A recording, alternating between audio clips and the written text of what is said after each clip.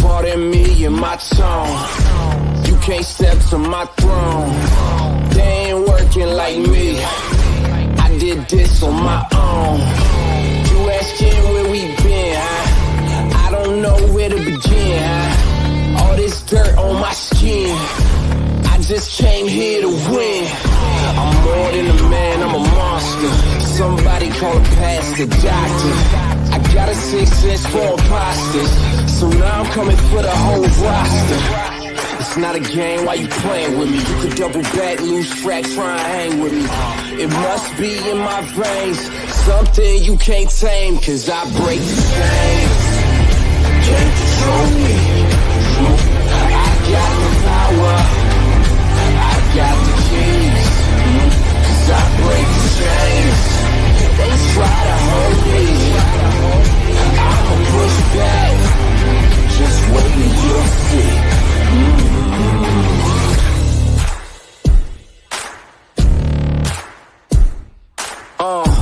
Please excuse me, your honor, but you can't hold me no longer.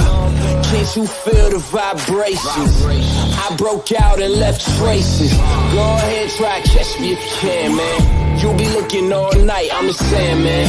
New York, London to Japan. I'ma show the whole world who I am. Boom, boom, boom. Major look. Once again, you're tuned in to World Combat Sports. Salute to everyone on this Saturday. First and foremost, WCS supporters, what's good? Appreciate y'all for pulling up. Continue to support the channel, man. Let's fill this room up. Let's go. Let's fill this room up, man, on this weekend. Let's go. You know what it is, man. Fill the room. Let's get this popping. You know?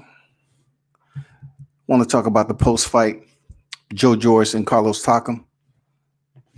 I'm going to give a minute, though, for at least 5 people to get in the room. At least, shawty. At least, you know what I'm saying? At least a nickel. A dime. You want to get somebody Trey 5.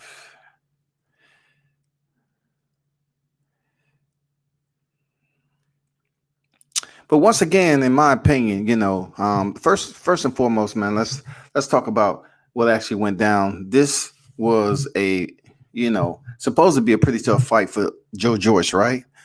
And, you know, he proved his record at 13-0, 12 knockouts.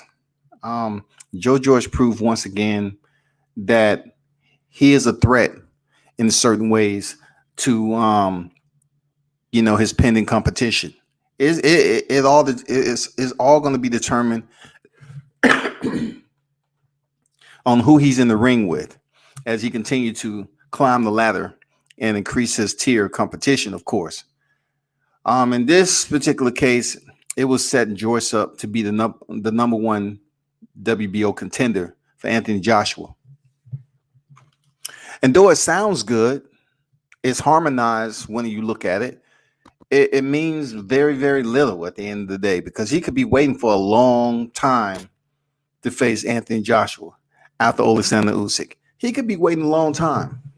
So I know as people, you know, it sounds good to be the number one contender for the WBO title, but it may be several months. I'm talking about over a year and a half before he's able to get his shot. If Anthony Joshua still has the belts, whoever has the belts, it could be forever and a day for Joyce. But the fine grade of it, let's congratulate him on the victory. All right, let's congratulate Joyce on the victory, and also commend Carlos Takam for being a tough fighter as he is. Now, I don't know why they continue to do Carlos Takam like this every time. It seems like they're shuffling and moving the puzzle pieces, or, you know, the pawns on the board. We look at fights all the time where fighters get hurt, knocked down, get back up, knocked down again, and people are cheering and praising and goddamn, they chaotic. They're on their feet screaming. But with Carlos Takam, though, he's been in some fights where I felt that he could have went on some more rounds. And yes, he was hurt against Joe Joyce, but let's be honest. Let's be honest now. I mean, we seen him get knocked out, but also we seen him in some fights where he was hurt and the referee stopped it, in my opinion, prematurely, aka Anthony Joshua. So in this Joe Joyce fight, I mean, why not let it go on a little bit and see if he's able to recover? I'm saying, why not make that happen? Why not provide the man the window of opportunity? Once again, why not provide that man the window of opportunity to recover? That's why I'm saying when you're over there across the pond, you have to be extremely careful, man. You know, they was over there in the SSE arena, and you got to be very careful going over there fighting. That's one special part about Errol Spence. When Errol Spence went across the pond to face Kell Brook, he didn't leave it in the hands of the judges. You know, he damn well knew better that wasn't a good choice. So when he went over there and lifted that IBF title, he did not leave it in the hands of the judges. He just said, let me go over here and get this stoppage and go on about my business. So, you know, in that aspect, I respect Errol Spence to the fullest in getting the job done. And a lot of other fighters pretty much understand how that goes. You know, imagine if Deontay Wilder had to go over there and fight for the WBC title. I mean, it'll be plush. It'll be a plush checkerboard. It won't even be chess. It won't even be chess. It'll be a checkerboard. They say, oh man, I can't believe we even got the fight over here. This is gonna be amazing. This is gonna be amazing. We have everything in place. You know what I'm saying? We have all the distractions. We have all the tainted water. Yeah, man. He's just about close to his grave. He's not gonna make it out that ring. You know what I'm saying? So I just look at it like that. Like Carlos Takam felt that he had more fans than Joe Joyce in the UK. But it doesn't matter when you're in the ring with an opponent that stops you and the referee is not in your favor. They're once again over there stopping fights early, and you know, fight fans are left shaking their heads saying, you know, could he have continued? Could Carlos Takam, what did he have enough in him that he could have recovered? That's the bullshit to be going over there across the pond, man. Quack, quack, goose. You know what I'm saying? That shit is just repetitive, bro. Mitch in the building. What's good with you, Mitch? Appreciate you pulling up once again. Salute the king, Mitch in the building. What's good, bro, on a Saturday? So in that perspective, man, with Carlos Takam, man, it is what it is. You know, both fighters are considered good boxers to me. I mean, when I say that, I mean the way they carry themselves and so forth. Carlos Takam is tough. He went in there and fought Jerry Forrest. And I know people don't look at Jerry Forrest as being this astounding contender or threat in the heavyweight division. But shout out to Jerry Forrest, man. Much respect to him. I respect that brother, man. You know, got a good head on his shoulders. And he went in there and gave a solid performance against Carlos Takam. But for Joe Joyce, you got to give him a salute too, because he's coming off that stoppage against Daniel Dubois. You know what I'm saying? He had that left out looking something different. And then he stopped Carlos Takam in the 6th round. So we should start keeping, you know, more than one pupil on Joe Joyce. Start giving him a little bit more respect, I think. That goes for me too.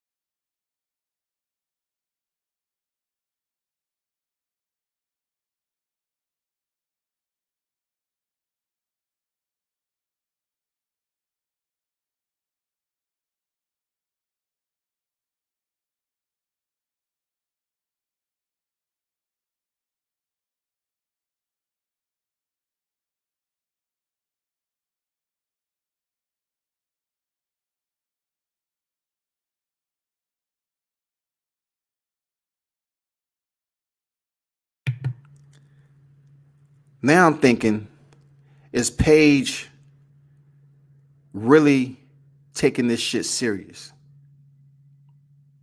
Is Paige truly in there for the fight game, or is she in there for the check? Real talk. Because Rachel Ostovich basically earned a win, and now she gets to fight someone else. They might put her in there with Britain Hart next. Who knows? But Paige Van Zandt is 0-2 in the bare knuckle fighting championship. She's on a continuing slide from the UFC over to bare knuckle fighting championship. So I know a lot of people don't care about it, but it is news to report. You know what I'm saying? Like, these are two former UFC fighters, and let's not forget that Christine Ferrer, who aka the Misfit, I'm not sure what's going on with her bare knuckle fighting championship, but she does have a win over Rachel Ostovich, and she can fight. She's a very solid striker, man. Ferrer. I don't know what's going on with her, why she's not back in the ring. If you notice, she had won a championship. She had went in there and had a tough fight. And I thought it was going to be the up and up for her. She was on her way to the top, with the promotion and everything. But I don't know, man. I think they're looking for a pretty face. And of course, Faria, she has a girlfriend. She carried herself in that manner. And I don't know, man, why they never show her love when it's the fight game. Like, she can fight. She can fight. She tough. She can fight. I'm just unsure as to why she haven't been back on the stage yet consistently. So we'll see how that goes, man. We'll see if anything else comes up with David Feldman and the matchmaking over there at Bare Knuckle Fighting. But I have to commend him for putting on some damn good fights. Entertaining fights at that. And expect more people to be tuned in to Bare Knuckle Fighting Championship along with the UFC.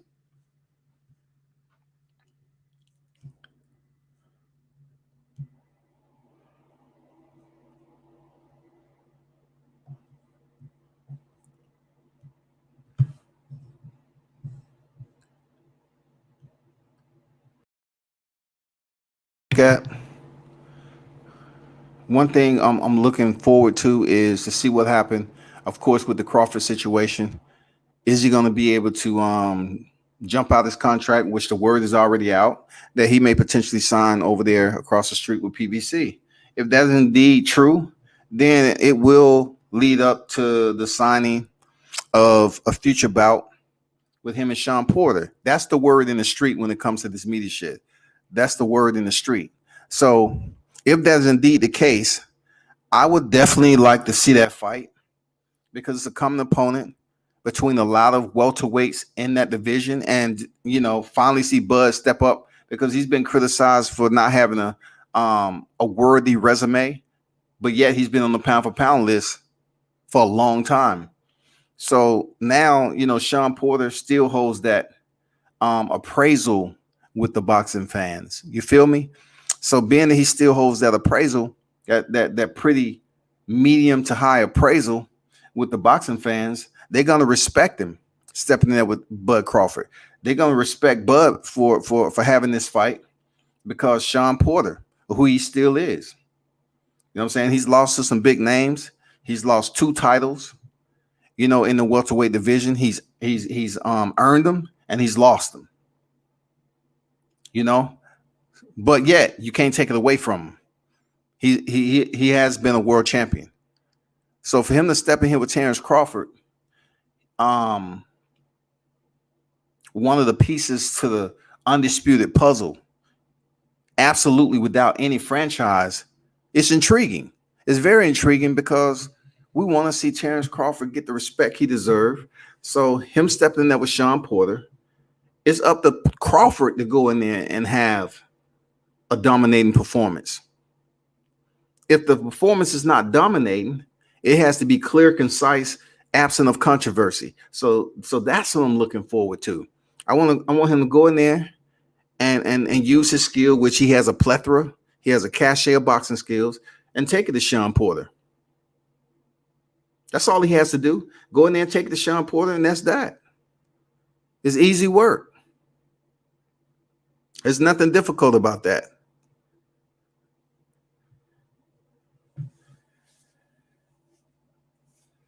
People still respect Sean Porter enough to go in there and cheer for both fighters.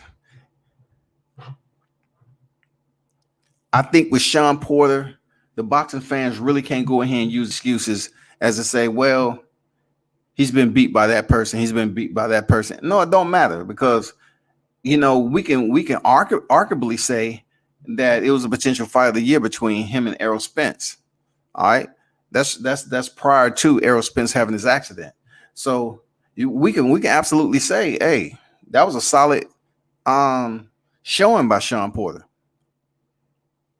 So for him to step back in there with someone who's on a pound for pound list higher than Errol Spence, that's solid on Sean Porter's part. But for Bud Crawford, there's no ifs, ands, man. No ifs, ands, or Bud. He has to go in there and get the job done. And he has to do it concisely and leave no doubt in the fight fans. No doubt at all.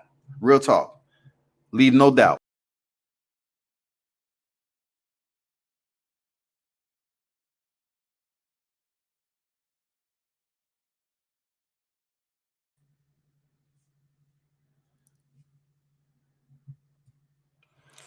And I want to give a shout out, since this is July 24th. It's 8:02 p.m., so it would have been a little bit early in Vegas, of course.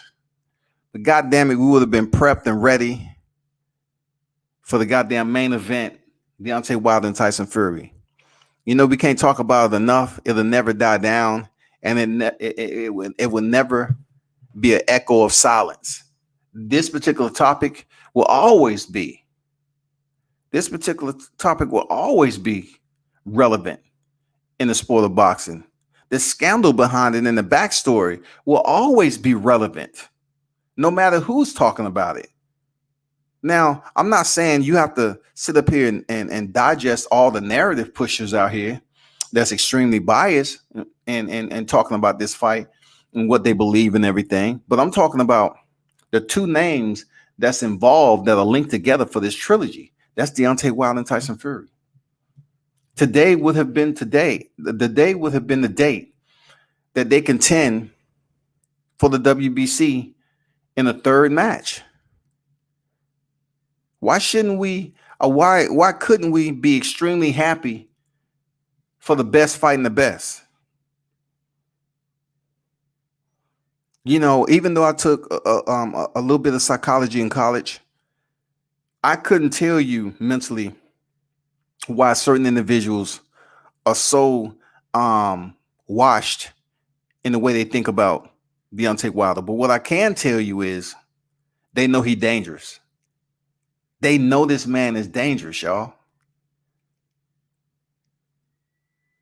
They know the man is dangerous.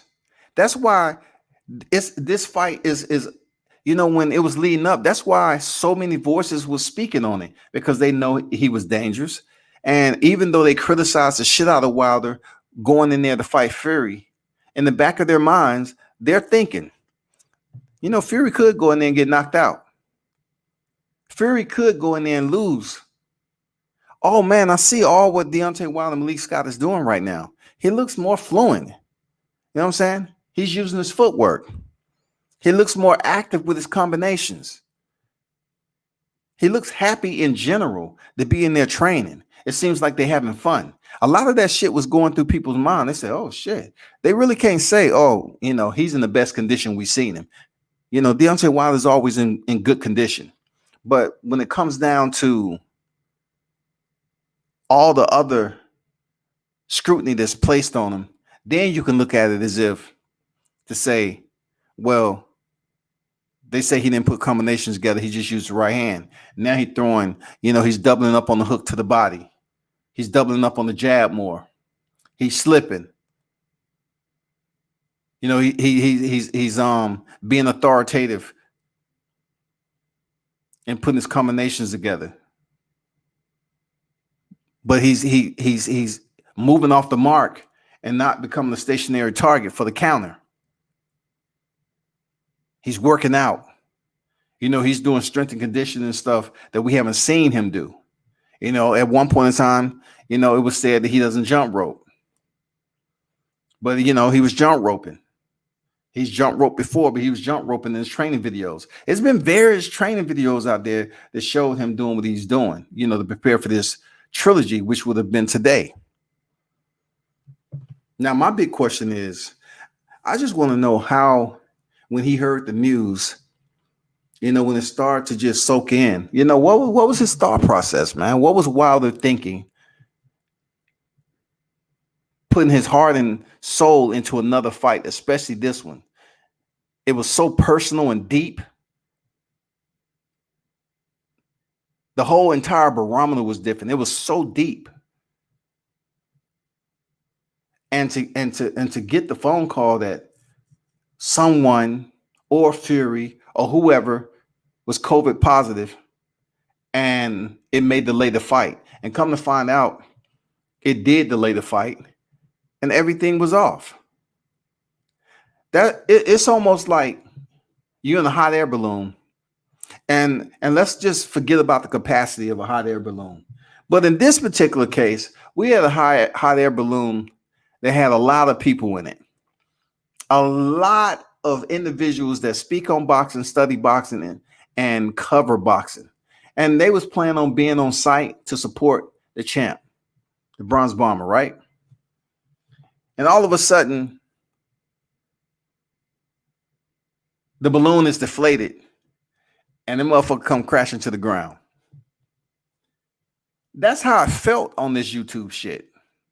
That's how I felt read these articles. That's how I felt in life, because myself and many others we was elated, we was full of a little anxiety to be on deck for this big fight. You know what I'm saying? This was going to be an extremely important fight in boxing history. This was going to be better than the first two. But it didn't happen. Not only did it not happen, but, Fury was seen other places. We truly don't know if he had COVID or not. We truly don't know that. But it was enough to the point where somehow, some way, a COVID test was presented to Team Wilder. And the fight was delayed and pushed back to later on this year. So what's going on, Andrew Charles? What's good with you? WCS salute, bro. Salute to you, man. So this fight was pushed back, bro. And a lot of people was very upset, angry. A lot of live streams was hot. Blasting Fury, and that shit was rightfully so. Every bit of it was rightfully so, because telling it like it is, we already know what he is. But for him to reiterate that and remind us that he's a motherfucking cheat and a scoundrel and a liar, it sucks. But I commend and salute the ones who went on here and talked that shit about Fury, because it's true shit. You know what I'm saying? That's true quality criticism. Call it nefarious, call it denigrating someone, excoriating them, all of that. That shit is nice when it comes to Fury. Take out all the blades and swing them motherfuckers. He deserved it, because his honesty has always been absent. Even though he tried to convince people that he's a good guy and all that, he's a cheat. So being he came up with this shit that he had COVID, and we supposed to be sitting in Vegas right now waiting for a motherfucking fight, looking at F.A. Jabba and Frank Sanchez, looking at Jared Anderson. I mean, it was some fights, man. Andy Konoski was on that card too, right? Wasn't he supposed to face Robert Helenius in a rematch from the first time he was stopped by Helenius in a shocker? I mean, it was a heavyweight affair, bro. And we sitting up here, nothing. Hardly any fights going on this week. People out there doing shit they ain't never did in life today. Boxing is like, man, shit, what the fuck, dog? Let me see what I'm gonna talk about. God damn. You know what? Fuck it, man. I'm going out here to the sports bar and grill, have me a drink. Then I'm gonna go to Walmart, walk around for a little bit, and just drive up and down the road a little bit. Enjoy the sunset. See if any wildlife is out. You know, motherfuckers are bored. The ones that just cover boxing, though, what I'm saying? It's nothing really popping. Shout out to Isaiah Steen. Steen, he ended up going in there defeating Calvin Henderson. Shout out to him. Shout out to Shanard Bunch, man. After all the talk, Janelson Boca Chica was talking that, being he went in there and defeated Mark Reyes, right? Who's a stablemate of Bunch. He said, why would he want to step in here and fight me? He did just that. And he was having success. That's what I love about boxing. You go back to the ring and you work on your shit. You study, you spin the reel, you study it, and you come back. And that's what you get. What Bunch was able to do to Boca Chica. He was able to be a solid contender, and he didn't get defeated, which he should have won, in my opinion. Bunch. He should have won. But you know how boxing is, man. They're very finicky with the integrity aspect of it. I want to give a shout out to the ATL boxers, the Atlanta boxers that fought at the Cosmopolitan. I haven't been out to fight cards because I got shit to take care of. Real talk. But I definitely want to give a shout out to some of the people that I saw on IG, especially the individuals that's down here that's trying to build up the cohesiveness with these fighters in Atlanta. For those of you that may not know, the boxing scene on Atlanta, Atlanta or ATL or however you want to call it down here in Georgia, was pretty much extinct, non-existent.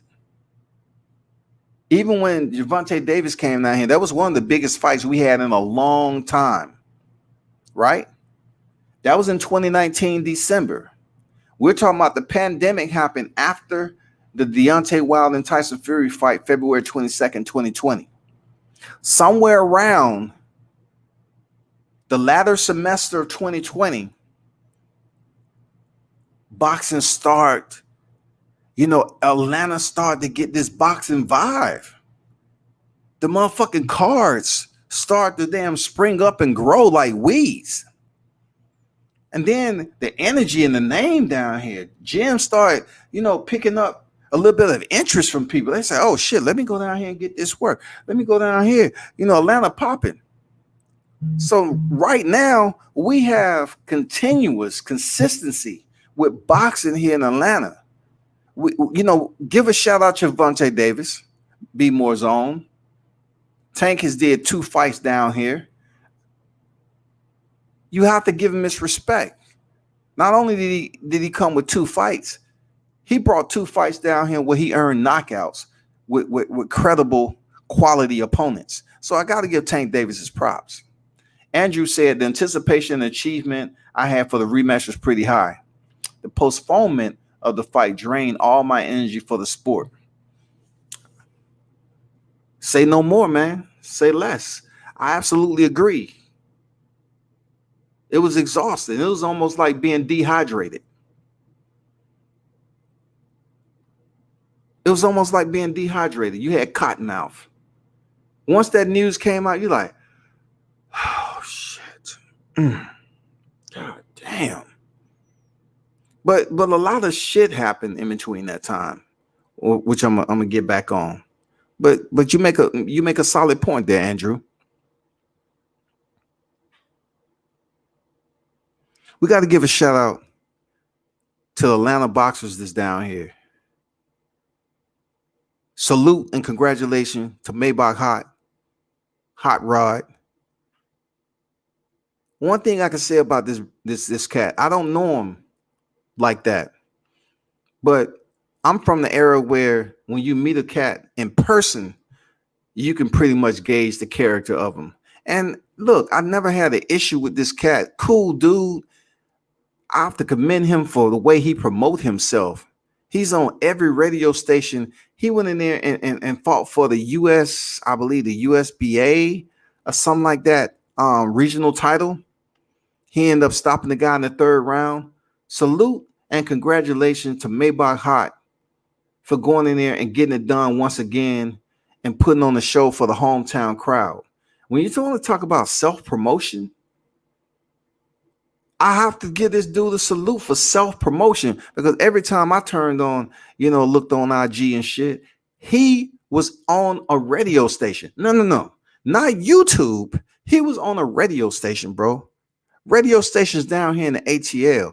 So that's how much of an influence he has on the city. That's how deep he is in the city.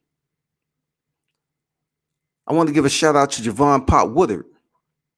These are just fighters that I know that I've had the opportunity to see. I've seen Pop, in several occasions sparring. If you look at my video from last time, the interview that I did with him, he pretty much said he doesn't get happy about something he's supposed to do. He pretty much said that about his last opponent. I was supposed to do that, so I'm not happy about it, but I'm glad I got the victory. So he ended up earning another knockout victory this past Saturday. So shout out to Pop, shout out to Maybach Hot, shout out to my boy King Dynamite, Carlos Jackson. You know what I'm saying? Carlos Jackson is 17-1 right now. He's waiting on another fight. Very tough boxer down here. He started to promote himself a lot better than he did back in the day. Can box his ass off. He's in the super featherweight division. He's waiting on a fight, like I said. But also, I talked to him on the phone, and he was saying that he's trying to bring the Atlanta boxers together to work together and stop competing with one another. So, that's commendable. You know what I'm saying? So, we're talking about leadership here. The only way Atlanta fight scene is going to start getting that Mecca love is that the gyms, the fighters, they have to find a positive way to put this out on the map of exposure. You know what I'm saying? To get people to start tuning in what's going on down here. A lot of fights are popping off down here. We had the Premier Cosmopolitan, and then we had, Buckhead Fight Club to put on a 2-day. Like Buckhead Fight Club. Back in the day, I thought about, stuff like that, like to have a facility where you can put on boxing matches. Just combat sports in general. I always thought about that. And Buckhead Fight Club is the one that's doing it right now. They're putting on fights. People are showing up and checking out some boxing. But Carlos was telling me that he's trying to build up the strength and mesh these fighters down here in Atlanta to be able to work together. That means getting work together. That means training together, motivating one another. Just building up the proper exposure when it comes to these Atlanta fighters for that respect. Because he said something that made a lot of sense. He said, yeah, we getting exposure down here in Atlanta from neighboring fighters, not fighters that's in the ATL, but fighters that's out the damn region that's coming in to fight on cards down here. And he's right. He's right. But check this out. In order for a fighter to make a big name for himself down here, because we got Brian Norman Jr. sitting in the cut now. Everybody promote themselves differently. Every fighter is not a self-promoter like Hot Rod. Everybody can't do it like him. But what I can say, we have some fighters down here. We have Tay Jones is still in the business. He's a professional fighter. He's looking to get back on some cards down here. You have them cats out of the Grindhouse with Coach Mustafa. You know what I'm saying? You got Mo Millions that's over there. You got Snipe. You got Christian that's over there. You got, a fighter that just came off a win, Mac Truck, Dakari Scott. You have a lot of fighters that's in this region, man, You have what's his name? Damn, I forgot the cat name, but I'm looking at his IG name, not his real name. Some cats only know about the IG name, dog. I don't even know their real name. You know what I'm saying? I just know they IG and what they go off on IG. That's crazy, and that ain't my fault. That ain't my goddamn fault. Shit. But it's gonna take a lot of work to build up this footprint down here in the ATL because it's a lot that's been going on down here when it comes to other aspects of entertainment. The nightlife when I was growing up in the ATL was all night long, just like Lionel Richie said, all motherfucking night. The club stayed open so long they served breakfast. I'm gonna let that marinate in you. They served breakfast in this mother. I'm talking about regular clubs, strip clubs. Them cats were serving breakfast. We're talking about breakfast early in the early morning when the clubs used to stay open in the ATL. I'm talking about you didn't show up to the club to 12:30 or 1 o'clock. And what you was doing before then, you was either at the strip club or you was at a restaurant getting something to eat. After that, you go to the parking lot and you was drinking, getting your head right. So when you go in the club, you feeling like you the best, you the goddamn tightest motherfucker in the club. You ready to go out here and fill that motherfucking phone book. Because you know, back then, we really didn't have cell phones like that. Your motherfucker was huge. It looked like a goddamn cinder block.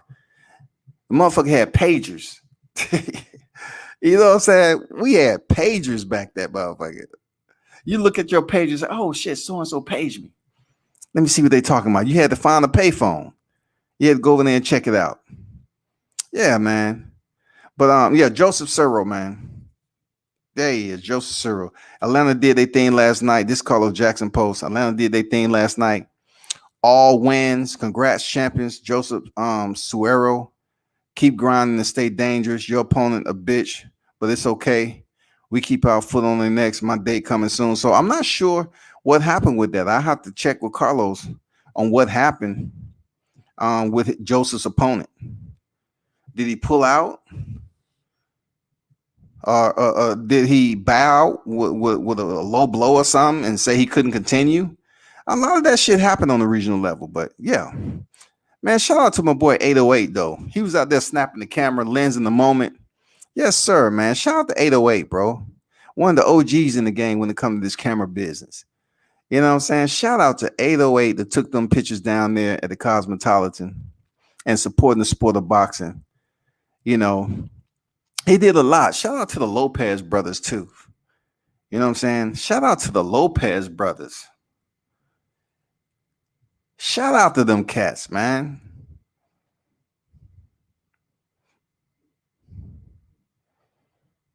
I know K Champ is probably be turning professional in the near future. Hakeem turning professional. You know, act like they inside the ATL bubble and no one knows them outside of this. But I will say this. In this day and time, you definitely have to learn how to self-promote yourself to a point. Like you don't have to have a gimmick. Don't go out here having a gimmick and being somebody else and to the point where your own people start to question what you doing. Like, nigga, what you doing? I saw that shit you did on social media, man. That ain't you. Stop that shit. Be yourself. Be yourself. When I talk to these cats like Tay Jones, he ain't trying to be a gimmick, even though you know he has the alias Golden Warrior. Even when he's the Golden Warrior, he ain't a gimmick. He ain't running around the motherfucker with a lit torch to my Golden Warrior charge. Ain't nobody doing that shit. Hot Rod ain't doing that shit. Carlos definitely ain't doing that shit. We got a lot of solid, real motherfuckers down here in the ATL that's lacing up, dog. Mac Truck ain't doing this shit. Look at the interview with Sniper and Christian on the sidewalk right after the Gervonta Davis and Mario Barrios weigh-ins. Them motherfuckers are speaking intelligently about what they choose, what route they want to take in boxing. They're breaking it down. They're having a boxing dialogue. I never really had the opportunity to tell them, shit, man, appreciate the interview because you all are up here articulating and breaking the shit down as boxers. It was a point in time where boxers was considered dummies. People was like looking at this shit like boxers ain't shit. They stupid as fuck. But just think about it. I told somebody this. I said boxers may be some of the smartest people. Not all boxers, but the ones who are able, who are taking the sport serious. The reason why I say that because any individual that has to go and compete in a full contact sport, which causes bodily harm, and they have to make decisions on their own. You have to delegate your boxing authority on your own. That takes a smart man. That takes a smart woman to go in there and be able to make smart decisions. Whether you're fearful or confident, you're going in there, offense and defense, and you're competing on a level which causes you bodily harm in a full contact sport. You definitely got to go in there and get the shit done. You have to think. There has to be a process where the mid part of your brain that routes and catalog information, you have to be on point. Those thoughts you coming up with, they have to cross the synapses gap and be correct. You have to be punctual. Yeah, there's going to be some hesitation in there, but those thoughts have to be assured, and you have to go out there and make the shit happen. Boxers are some smart individuals. Combat sports, pugilists in general are smart individuals.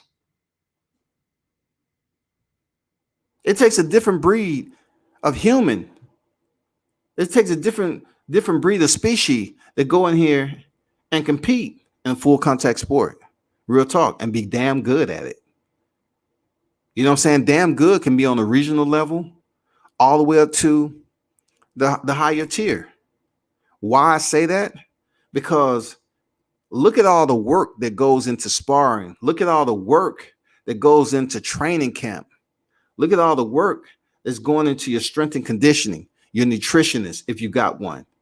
Look at all the work of traveling and going to different gyms, sparring different fighters who are equal on the same level or higher than yourself.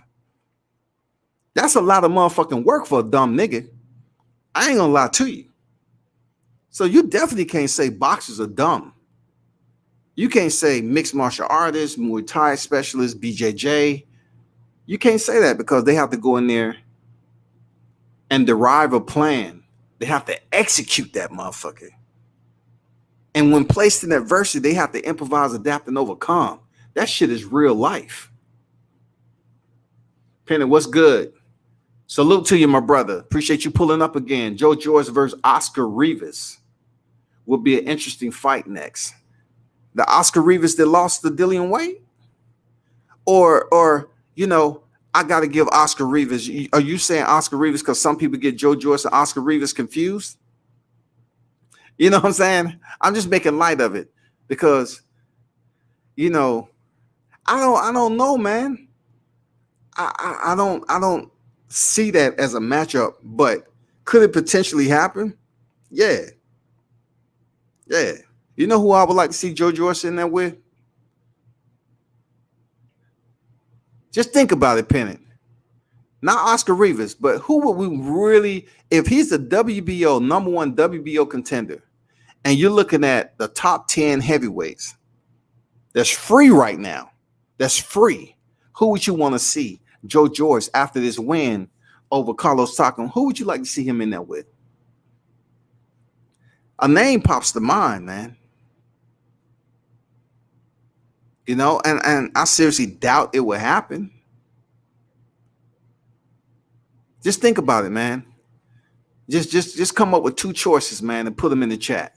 That's anybody. Outside of Oscar Rivas, who would you like to see Joe Joyce go in there and fight next? There you go, bro. There you go. I would like to see him fight Dillian White. Why? Because Dillian White is coming off a solid knockout over an individual like Alexander Povetkin that had a respectable resume, and you got to give him that credit. That's the fight I want to see. I don't want to, do I want to see Dillian White face Deontay Wilder? Yeah, after Fury. After Fury, we'll get to Dillian White. We'll ziplock his ass and send him back to the motherfucking fridge. So, yeah. Ruiz too. But more so, and thinking about both of those names are solid. Andy Ruiz and Dillian White, both of those are solid. Both of those guys have faced adversity. More so Dillian White than Andy Ruiz. Even though he was dropped by Chris Arreola, I'm just saying Dillian White was asleep.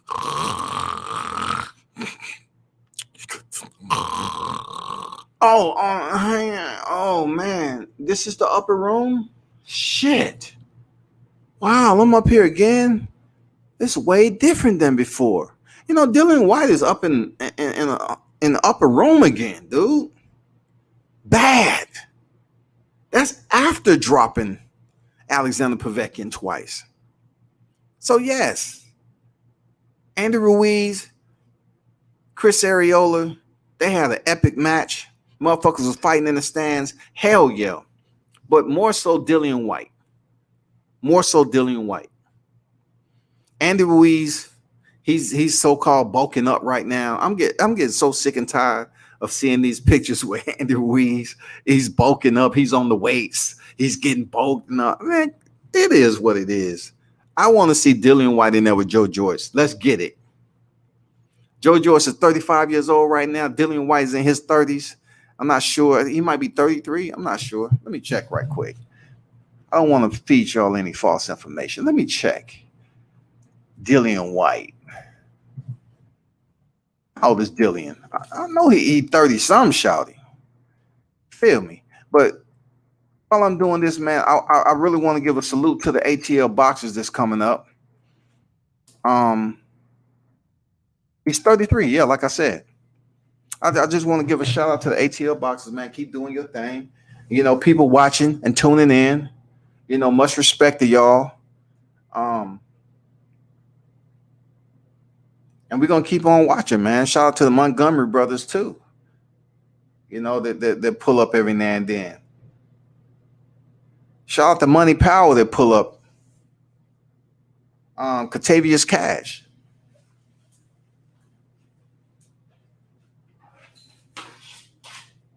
Yeah.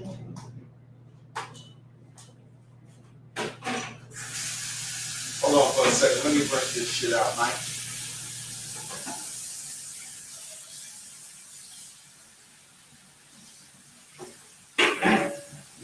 Get this taken care of.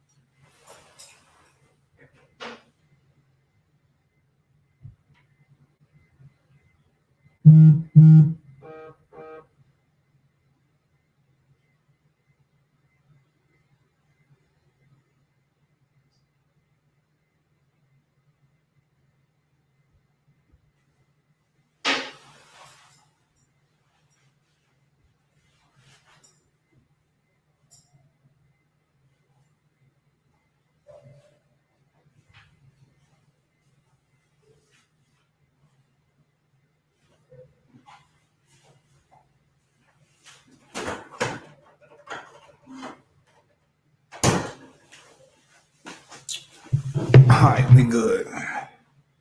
Yeah, Dillian White is 33, man. So just think about that. It's pretty close. Yes, we'd definitely like to see that fight. But good shot, bro. You nailed it on the head. Pin it. Salute to you. I don't think it's a good idea for White to get his bell rung too many times more. True words. But check this out, though. It's boxing. You know what I'm saying? It's boxing. I mean, you don't come in this sport not to get yourself hit. It's a contact sport. It's been around forever and a day. But of course, you want to be that fighter who goes, and go on to the sport, and people can't, people don't have a fight where they remember you being laid out on the canvas, stretched. Everybody would like to do that shit. But then again, it's all about taking risks sometimes. I'm not talking about Dillian White.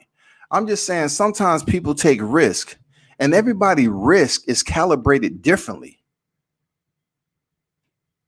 Everybody's risk is calibrated differently. So the results is what they are. Dillian White believes on having mental lapses where he places himself in a predicament that looks extremely bad.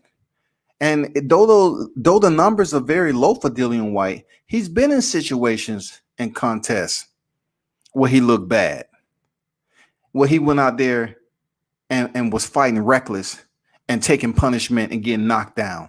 That's the way he fights. That shit ain't exciting to me, especially when you're talking out the side of your face and your mouth is crooked. He's like, well, I just want to, Alexander Povetkin, he caught me with a good shot, but I just want to get right back in there and get it done. You know what I'm saying? I just want to get that shit done.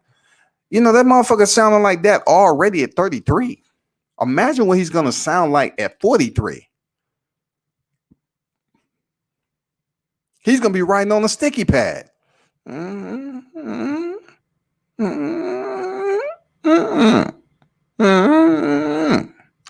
Seriously. What do you think about Michael Polite coffee? I like coffee. I've seen him fight a couple of times. He's still in the building process. You know what I'm saying? You still got Trevor Bryan out there too. He's a WBA regular title holder. Shout out to Trevor Bryan. Did an interview with him. He's in the heavyweight division. Yeah, you have some heavyweights out there, man. Especially when on the U.S. side, they definitely got to make a name for themselves, because it can't be Deontay Wilder and Jared Anderson as the only names that's floating around here. You do have Trevor Bryan, who's a Don King fighter. You know what I'm saying? He is out there. But when it comes to the heavyweight division, America, US, it's difficult to get that exposure. Like Jared Anderson, his name is populating pretty good underneath the canopy of Deontay Wilder's success. Like Deontay Wilder's still the US heavyweight king, period. No ifs, ands, or buts about it. But we have some other fighters that are coming up in the sport that are making a name for themselves over here. But when it comes down to it, you have to fight some opponents that make it exciting. See, the one thing about Wilder, he has a highlight reel. He has the right hand hitter quitter, sleep, snoozer, NyQuil, Tuscaloosa COVID. He has that. We're still trying to figure out what Jared Anderson has when it comes to that exclamation point. Like, what does he bring into the table besides boxing? Like, do he truly have that solid knockout power? You know what I'm saying? He continues to grow in the sport, but can he continue to build up his fan base? That's going to be a big issue for Jared Anderson. I have no qualms about Jared Anderson. I don't follow him like that. I do know who he is. I heard certain things he said. I don't follow him, but he has big shoes to fill when he's talking about Deontay Wilder. He has big shoes to fill, period, when he's talking about the U.S. footprint. He does. He has huge shoes to fill. But myself, I'm still trying to figure out what is his showtime. What part of his skill set is showtime? I'm still trying to figure out. He can box. People saying, oh, he has better boxing skills than Deontay. Man, they done said that shit every time Wilder steps in the ring. They compare him to other boxers who has better skills. Okay, got it. So with that said, if they believe Jerry Anderson has better boxing skill, what else does he have to bring that showtime, that motherfucking on your feet moment, hand over mouth moment, looking at the person beside you like, oh shit, what the? I'm looking for that moment. Yes, sir.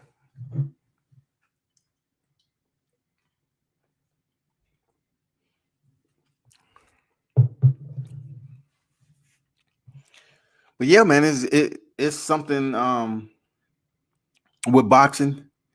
It's a division that's going to continue to grow.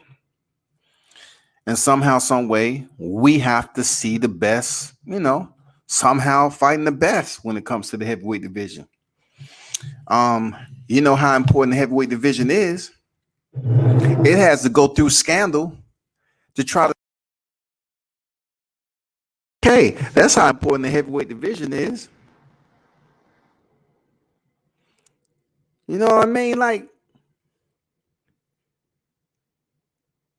they have to sabotage a championship bout to make millions. That's boxing. That is a smile upside down when it comes to boxing. Them motherfuckers are always plotting. They always scheming on somebody.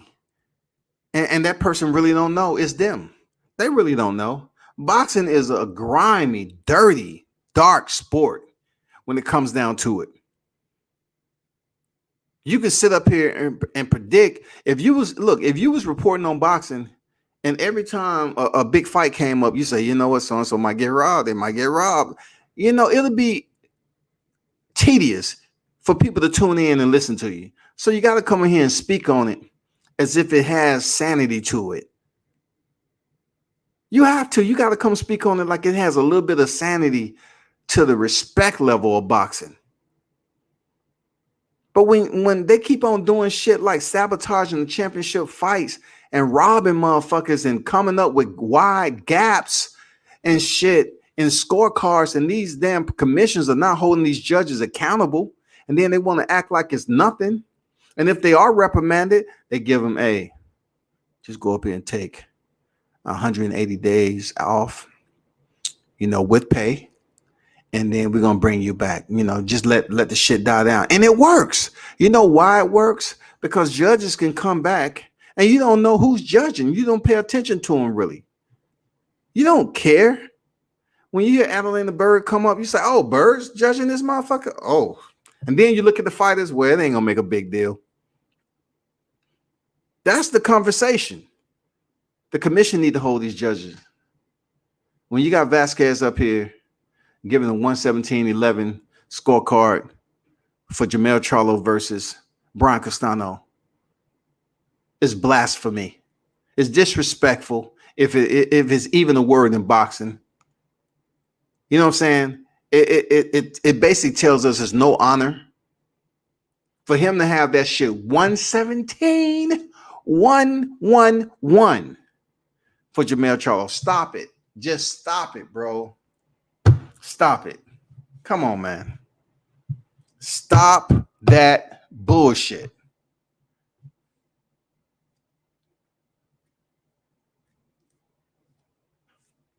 Don't it take you back to Canelo, Gennady Golovkin?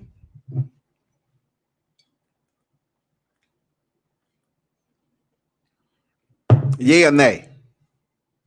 Don't it take you back there? I mean, it's boxing, man. Don't sit up here and come at me because I'm doing or saying what a lot of people are saying. Like, boxing is of many, many pieces. You know what I'm saying? I always call it a kaleidoscope. It's just many fragmentations. But it just like when people say, let me build this puzzle. Let me try to put this puzzle together. People attempt to put boxing together as if it's a puzzle, as if it's a picture at the end. It's no picture at the end for boxing. It's no picture. There's no picture for boxing. You can reflect on certain fights that's a part of the sport. That's as far as it goes. Because consistency is absent. Integrity is absent. Humanity is absent. And honor. If people honored the sport of boxing, they will attempt to clean it up and provide a more strict organizational structure so that people won't be getting screwed over. But when you have people that's able to become promoters, you know what I'm saying? Anybody that can become a promoter, matchmakers, it's really no criteria that you have to go through to put yourself in that position. Bruce goes in the building. What's good, bro? Salute to you. Appreciate you pulling up. When we look at boxing as a whole like that, it would be good for everybody to get together. I know someone mentioned in the live chat the other day about PBC and Top Rank working together. One thing we must never forget about boxing is a business.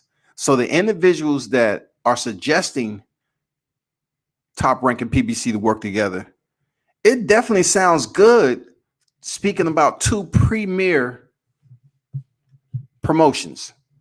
Two premier, right? But when it comes down to them understanding one another, because the internal structures are different with Top Rank and PBC. The staff is different. The way they do business is different. Al Heyman does business different than Bob Arum. Let's get that clear right now. Most of the fighters you see on PBC has their own promotional company. You can't say the same about Top Rank. It's a reason why Al Heyman provides that business metric for those fighters to make money themselves, because it provides them opportunity. It gives them an opportunity for a piece of the monetary pie to have your own promotional company. You know what I'm saying? Business. But as a whole, boxing itself, yeah, man, it needs a lot of sanitation, doesn't it? I mean, if you expecting certain people to step up to the plate, it's going to take a powerful individual. And the reason why I believe that it's incapable of happening, because the sanctioning bodies are separate from the promotions. The sanctioning bodies are separate from the promotions. Who's answering to who? If you can find a way to mend that gap, I mean, I'm talking about knot it up. I'm talking about cohesively. Put them together. They stick. They bond. And then they move forward as a solid unit. Then let me know. If you can make that happen with the sanctioned bodies and the promotions, then we may have a more solid boxing structure. We may have a sport where you can get individuals sitting at the same table and come up with ideas and solutions to eliminate some of these belts, but yet still give fighters the opportunity to earn these belts. Re-engage the tournament style boxing. I miss the Super Six. I miss the WBSS. Allow multiple divisions to be a part of a tournament bracket. Put a schedule out there. Allow multiple divisions to be a part of this tournament bracket. At least they know who they're fighting, and let's make it work. That shit is entertaining, man. Knowing that we watching a tournament and this is who we're gonna see. And that shit was on point. When I tell you, I was like, damn, we got this tournament coming up. So-and-so's gonna fight. Man, we knew, but right now, what's the chorus? What's the chorus, y'all? I got big fight news. Big fight news coming. Big fight news. But I can't tell you. Stay tuned. The boxers never can let us know who the fuck they're fighting. And then that shit is just put out on a press release behind the scene and people start disseminating it. And then you're disappointed because you say, what? The media was just talking about he's fighting this guy, but he's fighting him? Why isn't he fighting that guy, though? If we want to go by the ranking ladder, he should be fighting that guy. That's what boxing falls hard, man. Boxing falls hard when it comes to that. That's all I'm saying. Okay, Pennant said that. Yeah, it was me saying PBC and Top Rank should work together. You know, and salute to Pennant for putting that in there, because it's a lot of that makes sense as far as how long they've been a part of the sport and their influence on the sport of boxing. But guess what? Two different chain of commands. Two different processes of delegation. You know what I'm saying? Two different types of spreadsheets when it comes to the planning process of what fighter is going to fight who, what, when, and where. If we had the opportunity to mesh PBC with Top Rank, it would bring up some damn good fights. You know why? Because the only benefit of them joining forces is to allow their fighters to fight one another. That would furthermore leave behind Golden Boy as far as it is behind right now anyway. Just get it out the way. And I'm not even talking about Eddie Hearns and shit over there across the pond. I'm just talking about over here. But you know what? It won't happen because you have too many sub promotions or micro promotions that's out here that's nibbling and shit, and they're part of the pie. So if PBC and Top Rank join forces, that's pretty much going to eliminate those micro promotions that are subcontracted with these bigger promotions that are branching off, you know, on these cars and putting their name up there to build themselves up. Like you see TGB out there with PBC. You see it out there all the time. If PBC join forces with Top Rank, what's going to happen to TGB? Because right now, he's getting exposure when Showtime puts on the card PBC. He gets exposure. Cool dude anyway. Shout out to TGB. Solid, you know, cool cats. But yeah, we have to think about that, people. You know what I'm saying? Like, when you speak of the UFC and Bellator, the one thing they don't have is multiple sanctioning bodies. The bottleneck is you have your division and you have a ranking system. Their ranking system is the top 15.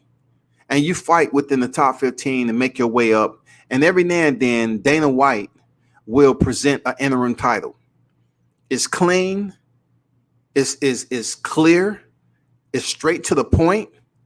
And it's no going around in a circle and shit, poking this, you know, tapping this guy on the shoulder, but yet negotiating with another fighter, you know, teasers and all that shit. No, the UFC gets straight to the point.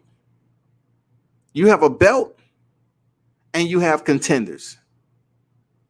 The only other belt that Dana White created outside of an interim title to any division, any world champion belt, was what? The BMF title with Jorge Masvidal. That was it. The belt means absolutely nothing. But he created the belt for the moment of the fight. He promoted it. I said, all right, Dana, salute to you. That's what's up, man. You know, build up the notoriety, popularity a little bit, get people to tune in. You know, I salute you for that. But when it comes down to the overall structure from the heavyweight division all the way down to the flyweight division, the belt system is clean. That's why you see fighters who go in here and fight the top ranked fighters. They win or lose. They fight the next guy that's in line. And then they beat that guy. They're right back to fighting another top guy. They beat that guy. It puts them one step closer or in the shoot for a title shot. You're not waiting. Okay, you go in there, you get knocked out, right? You're not waiting a year and a half the way they have this shit lined up abreast in line, in ranks. You're not waiting a year and a half. It depends on what you do in between time. If you lose again, then of course it's going to take you longer. But when it comes to boxing, oh my God, I think I said this before. I think in the future, it's going to be more sanctioning bodies. And it's going to allow a fighter to become undisputed outside of the four belt era that we have right now from the WBC to the WBO. I believe this sport is all about the hyenas who scavenge off of it. Real talk. That's the way I think of boxing. It's all about the scavengers who's eating off the sport. But when you see hyenas scavenging, they're not taking food and goddamn giving it to another hyena that's not allowed to eat yet. They're eating for themselves. And what other little scraps are left on the bone, then the subordinates come up and start eating. That's just the way it is. We have too many individuals in positions where they're eating off the sport, but yet the nutritional value is not being handed down to those fighters that are growing for them to build up themselves, become more stronger in the sport. They have a much more stable sense about their career. Some fighters get promoted, some fighters don't get promoted. It's tough. It's too many motherfucking vultures in boxing. It's too many. And as long as you have those type of scavengers in boxing, it's going to be hard for the fighters themselves to make enough money to retire when that time comes. That's real talk. Seriously, on everything. On everything. I always think about that. I always think about the fighters who was dead broke a year after they retired from the sport and had to return. Go in there and take punishment. Get knocked out. It's tough, man. You know, and that's why. You know, that's why when I, you don't never hear me putting religion in shit. You know, because I totally understand what God is. If God is for me, if God is for me, right? He understands if I genuinely fear him as one of his servants, right? I genuinely have faith in him. He understands it. Why? Because they say God knows everything. That's how I go through life. I don't have to sit up here and mention God, God, God all the time. I have faith. But when it comes to seeing these boxers get to a certain point in their career, you have to gauge how long their amateur career was, how extensive, how in depth, you know, how much tread was put on the damn tires. And then you have to shift that forward with a window. A window for each fighter is different, but we want to put, I say, give or take 36, 37. All right. We just want to put the end game at 36. All right. Now, of course, those individuals that came in the sport, late bloomers, fast trackers, their body may be more preserved to fight into their 40s. You know, a lot of people like to mention Bernard Hopkins, George Foreman, and plenty of other fighters who fought to well in their 40s. Salute to you. We got Manny Pacquiao, 42 still fighting, about to step in there with a young lion and Errol Spence. It happens, y'all. But my message is more so to the individuals who declined early before they was deep in their 40s, left the sport for a little bit, attempted to do whatever they wanted to do out there, whether it was open a business, a gym, train, or whatever. It didn't work, or it does work, but yet they still need a paycheck. So what they do, they go back to what they was trained all their lives. They do what they know how to do. Why do you think Oscar De La Hoya is coming back to the sport? Why? If you are Golden Boy Promotion, why are promoters still in the ring? I'm just curious. Like, Al Heyman isn't a promoter. Let's get that straight. He isn't a promoter, and he isn't an advisor. He isn't. Bob Arum is a promoter. Don King is a promoter. But the younger generation of promoters want to be like the Al Heymans and Bob Arums. And, not every boxer. Why can't every boxer, if they have their promotion come, why they can't settle in and start promoting fight cards? You know why? Because they don't allow these cats to eat. It's okay for you to have a bogus ass promotion under your name for pay purposes and to be able to get a cut of the pie.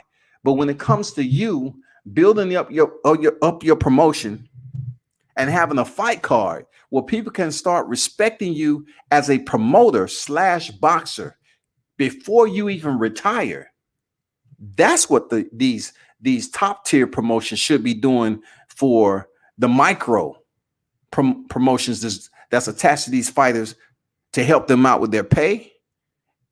But also they should be able to help them establish another business. Now, of course, this goes against what I said earlier, because I say it's the sport is saturated with some of everything, belts, promotions, all that shit. But when you have a fighter that's fighting on the big stage and you have all these vultures and hyenas, guess what? How come these boxers can say they have Lions Lonely promotion, Man Down promotions, Showtime promotions, DSG promotions, the takeover, whatever it is, dog. You have all these individuals with promotions. But how many of these cats put on a fight card while they're still an active boxer? Why can't they put on a fight card? You know why? Because it takes money. And the motherfuckers that's above them aren't willing to allow them an entry point. They don't want them to get entry into a business like this. Because first of all, being a promoter is difficult. But I say this, I said again, I say this, and I say it again. And you tell me if I'm just capping, if I'm just talking some bogus ass shit. If a fighter can get on IG and pretty much be braggadocious about their monetary earnings in the sport of boxing,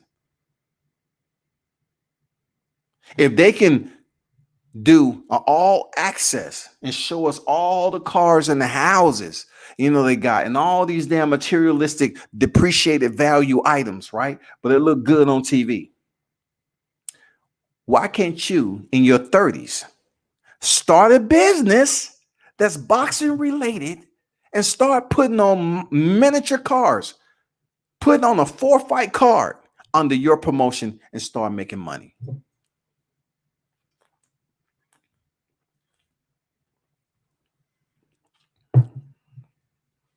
Somebody, please provide a more in-depth clarification as to why that can't happen. Since boxing is such a erratic sport, it's all over the place. Why is it not a plan in place for these fighters to have a business model while they're still active in the sport to build themselves up as entrepreneurs, to build themselves up as a business entity, to gain income while they're still active in front of the audience, those who support them, so they can see, hey, so and so throwing a fight card on early. The fight card may start early, right? But it's going to be under their promotion. Boom, boom, boom.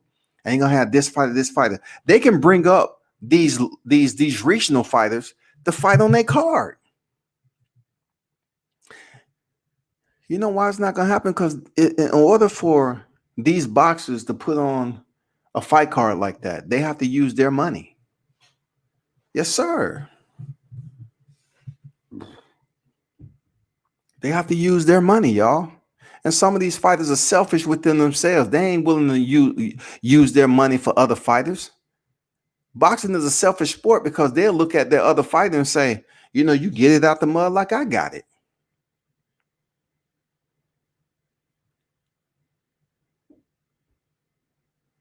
Who can say in boxing they can retire at 37?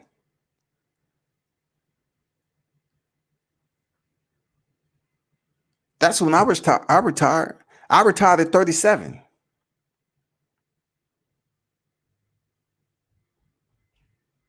I was working while I was still on terminal leave in the military, but I haven't worked since the freaking end of 37. I'm thankful, but it ain't about me. I'm just saying, when it comes to boxers leaving the sport flat broke, but yet they're flaunting all this money on IG and social media, all access. They got the new rides and all this other bullshit. Can you retire at 37 years old and never work again off your earnings of the sport? Have you basically set up yourself and other business ventures to have a residual income for the rest of your life? Wouldn't you want to have some type of interest in boxing? Perfect example. Evidence number one. Why aren't boxers getting together and building a franchise where you can have a facility that has a minimum of 3 rings in it? I will have to bring in Cincinnati. Over the Rhine Boxing. Shout out to Michael Stafford. They have a facility up there with 3 rings in that motherfucker, with bags, training equipment, and a lot of motherfucking work get put in up there in Cincy. Why aren't boxers getting together like the UFC has training facilities, putting their money together, building up boxing facilities with a minimum of 3 rings, all the equipment the fighters need? And if you're really all about this shit and bringing in the money, you allow some type of staff to be on deck, and you have maybe about 10 to 15 beds on deck, and you have it set up to the point where fighters have to sign paperwork. It has to be administratively sound. Your paperwork has to be in order, where a fighter can eat, sleep, and train at this facility.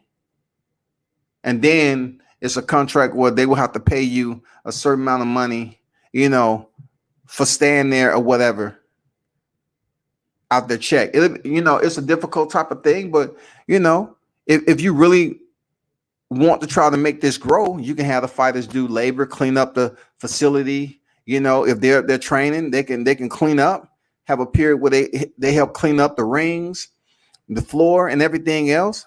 It's just like going to boot camp. But in this, you're training as an amateur or professional. Of course, the work is going to be different for amateur to professional boxing, but we're talking about building business leaders. We're talking about producing another level of business from boxing with these fighters. It's not happening in the sport. They're leaving the sport flat ass broke. I've been exhausted from seeing fighters return to the sport over their prime and get knocked the fuck out and beat on. And then Jim Gray get up there and ask him a question. Well, you've been out the ring 7 years. Was it everything you expected? De La Hoya has been out the ring since '08, right? A glove hasn't touched him like that in a ring of competition. Am I right or wrong? It's '08, right? De La Hoya is about to come back to the ring and have a fight. And he's hoping that he's able to get a rematch with Floyd Mayweather. Why, bro? Why, dog? A person like De La Hoya, multi-division champion, he should be sitting on millions, chilling. But you know, the rumor mill is what it is, man. It's an abrasive type of damn current that's out there. The shit people put out there on if De La Hoya is running low on money and all that, it's gonna go be that way for everybody. But my main point in this entire monologue was just to say this. I think about this all the time when it comes to boxing and how many fighters was actually great in the ring. But yet, when it was time to knock the gloves and hang them up for the last time, it wasn't really a business model in place that they could establish while they was an active fighter. During that process as an active fighter, you could have built up clients. You could have brought in customers. You could have built your brand. You could have, just imagine, just think about this. Just think about the gyms that you do see. You have to really go and find these gyms.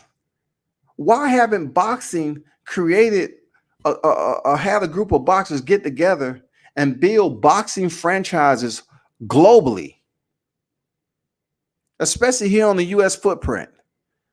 It's property out there. It's motherfuckers building high rises all up in the city of Atlanta. Them motherfuckers so high that you can't even see the top on a sunny day. Like you looking up at that mother, god damn. You think it's an eclipse up that bitch. But my whole point is like, why isn't more people looking at boxing, which is an annual fucking sport? Why isn't boxers getting together on business ventures and building franchises, boxing arenas, so these fighters can go train?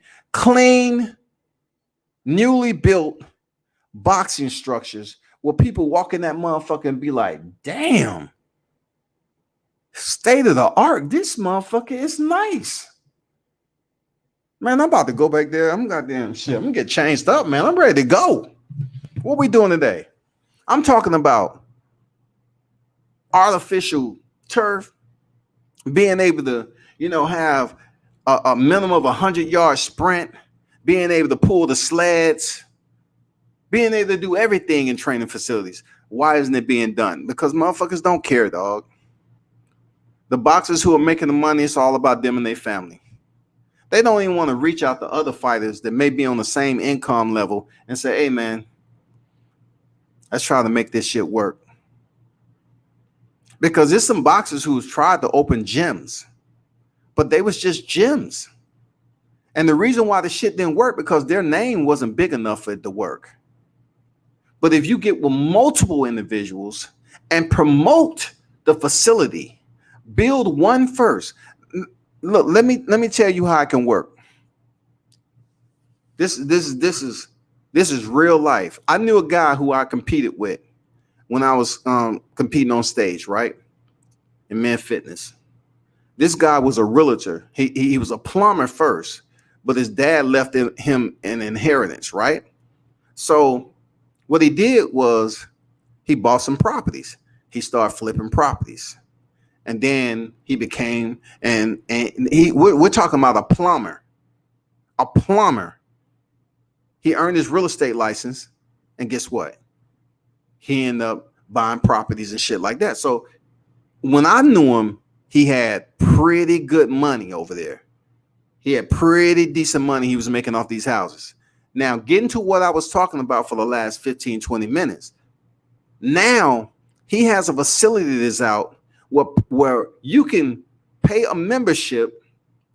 He has state-of-the-art equipment. You can go any time of the day and train people in his facility. You can train people in his facility. It's not no 24 hours. It's not an LA Fitness. This is a training facility. And I believe he has 4 or 5 already. This is one guy. And he's younger than me. One guy who came up with this creative idea, and he built these brand new structures, state-of-the-art equipment, man, for athletes to come in there and train. Not just fitness people. We're talking about athletes can go in there and train in his facility, dog. Why isn't it in boxing? Somebody need to pass the word to these boxers for them to get together. And remember, I told you, they need to get together on one facility.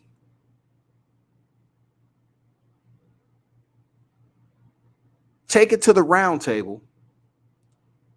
Put some creative minds in that conversation. And then put your money on the motherfucking table and start contributing to the sport. Because right now, boxers, hey man, I wanted that gym over here. I wanted that gym over there. You know, I wanted that. You know, they're going all over the place.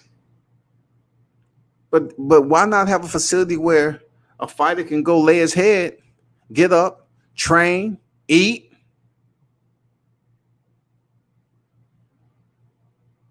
And it's a lot of shit they don't have to worry about. That's just me, man.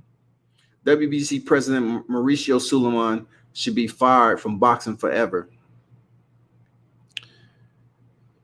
Oh, let me say this, Pennant.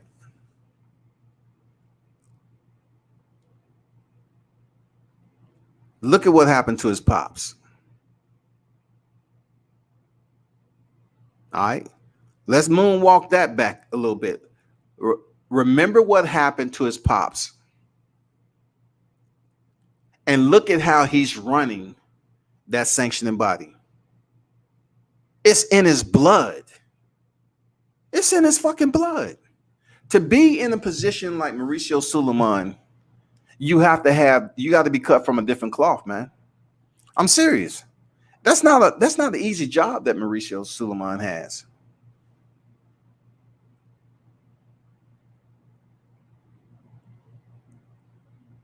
So for him to have this type of ominous type of attitude, this dark side about him, like his limited care for the way people feel about him. He don't care. He don't give a fuck about that. He don't give a damn what people say. It's in his blood to be in that leadership position and run it the way he does. Whenever he chooses to make a decision for the benefit of whoever that special boxer is, he do it, he execute it, and he doesn't have to answer to nobody. Nobody. When you making the decisions and you run the shit, you don't have to answer to people. So think about it this way. These boxers get together and create that motherfucking facility. Who you have to answer for to if it's your money. Don't motherfucking get an investor. If you have people building up high rises down here into the motherfucking clouds, they building up condos, townhouses all over the fucking place. Why can't we have gyms that's built up with staff? Yeah, you have to pay the motherfucking staff, but grow the shit enough to get some notoriety. Mauricio Suleiman, off his family, WBC has been around forever. It ain't going nowhere. So for him to take over, to assume what his dad left, you expect him to come in here and be sacrilegious? You expect him to come in here and be one of those individuals who you consider a honest Samaritan? You know what I'm saying? One of honor, courage, and commitment, like they say in the Marine Corps. You expect Mauricio Suleiman to run the WBC like that? No, he's going to run it the way he feels because he doesn't have to answer. You're talking about one of the only sanctioning bodies that has what? Doesn't on the WBC have a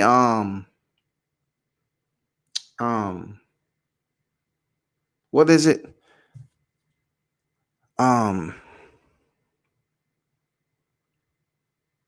forgot what it. It's one of the only sanctioned bodies that has a Is it a governing body? Individuals who vote on shit. I think they're the only sanctioned body out of the four that has that. And then for them to create this franchise title amid all the controversy, they don't give a fuck about what you think. They're gonna do it. Just like, Rung Fasai was next in line for Juan Estrada. What Mauricio do? He said, shit, I'm gonna elevate him. You think that Estrada petitioned for the WBC franchise belt? I don't think so. I think they're looking for the money fight between him and freaking Roman. So Rung Fasai being next in line, not a big name. Nobody ain't looking for Rung Fasai. Now let's keep it here. Estrada versus Chocolatito. The way that we release ourselves from that, we elevate him to franchise champion. Therefore, he vacates the WBC title. Man, Mauricio Suleiman don't give a fuck about us.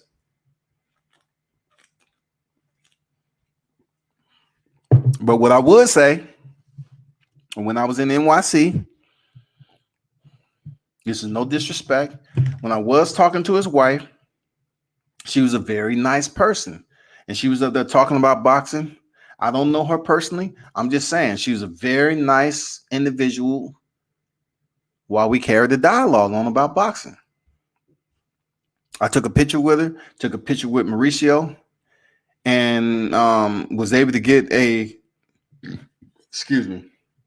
media scrum with Mauricio. But Pennant, I get it. But you have to understand, when you say Mauricio Suleiman should be fired forever, you have to look at everybody else that has affected boxing in the worst way possible. Not only affected the outcome of a match, but affected a boxer's life. Not only that, when you affect the boxer's life and it prevents that particular boxer from being in that position again, because somehow, some way they lost that fight. In boxing, it may take that fighter forever to return back to that damn championship position. It's not going to be something that's immediate within the annual calendar. It might take that motherfucker forever to get back to that position. It depends on who it is. Like I say all the time, I always use Wilder, for example. He gets one loss, people say he should leave the sport. Joshua loses once, we just can't wait till he get back in the ring. You know what I'm saying? Dillian White get knocked the fuck out again. People's like, he deserves a rematch. He dropped Alexander Povetkin twice. He deserves you know what I'm saying? They're not really sitting up here with their motherfucking candles lit and having a visual out there singing Kumbaya. You know, he deserves another fight. He deserves another night. You know what I'm saying? Not everybody get that motherfucking love, dog. That shit doesn't happen in boxing when you get a loss. Just think about certain fighters who get knocked down and get back up, knocked down again, get back up, knocked down again, get back up. And people say, yeah, that is boxing right there. Motherfuckers are getting punished, eyes swole like Eric Morales. They're praised and shit. But then when they get to the end of their career, which is much shorter than other fighters because they took punishment during their career, motherfuckers kick them out to the pasture. You see these motherfuckers doing exhibition bouts. You see them, looking homely out there because they don't know what else to do. They may have early stages of dementia.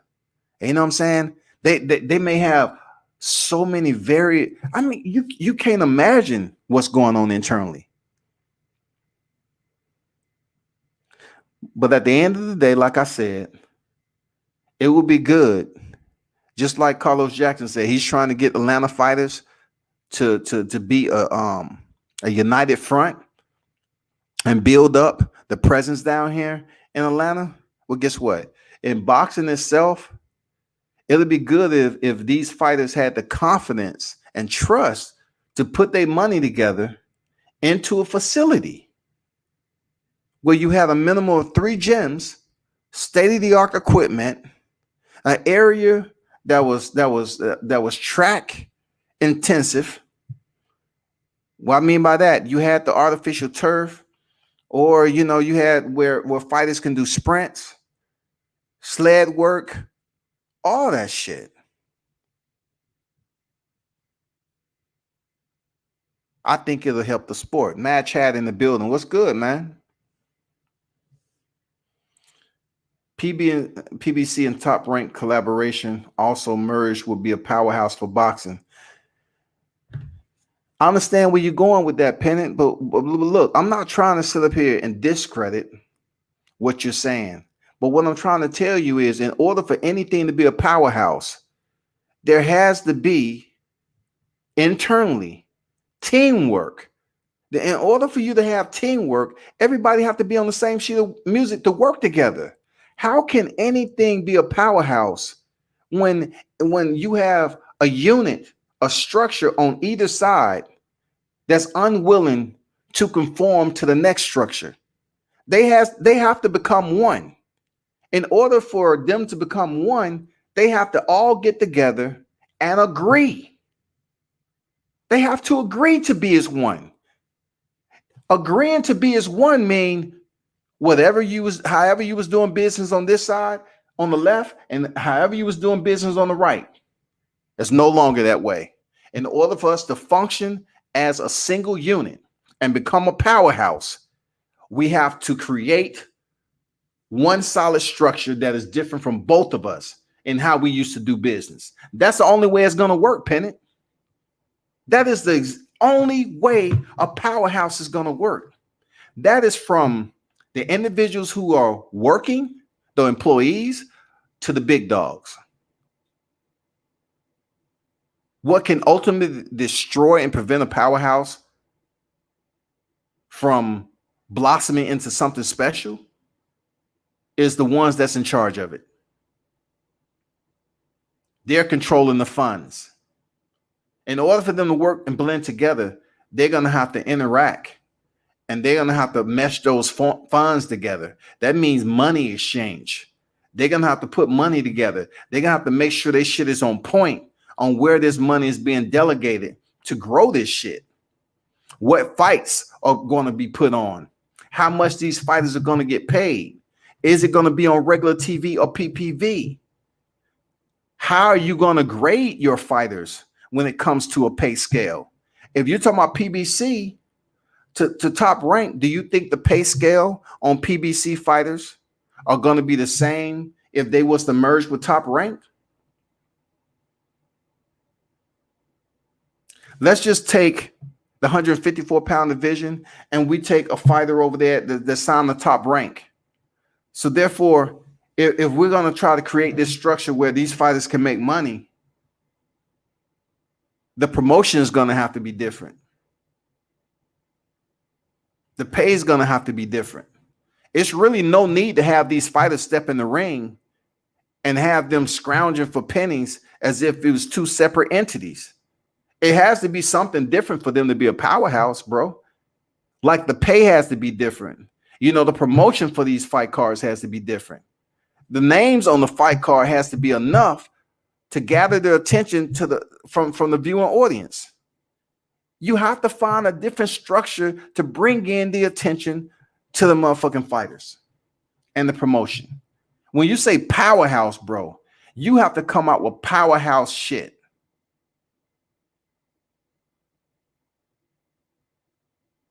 You have to do shit all the way different.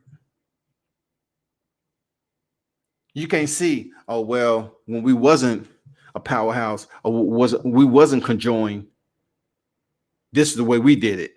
It worked out just fine. See, that mentality, You can't bring into a structure where you're trying to work as a unit. You have to come up with a primary and a secondary. But whoever is up there talking about the primary structure, this shit needs to be talked about thoroughly. You need to have a lot of creative minds on deck to come up with ideas. It has to be patience in this. Because when you finally cut the ribbon, that motherfucker has to explode. When you put the promotion of the PBC and Top Rank has joined forces, I'm like, you got to come out that motherfucker like you about to drown the motherfucking sport with entertainment.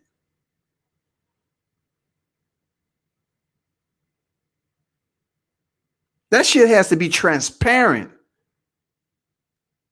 but effective once these fights start be putting on. These fights for PBC to Top Rank.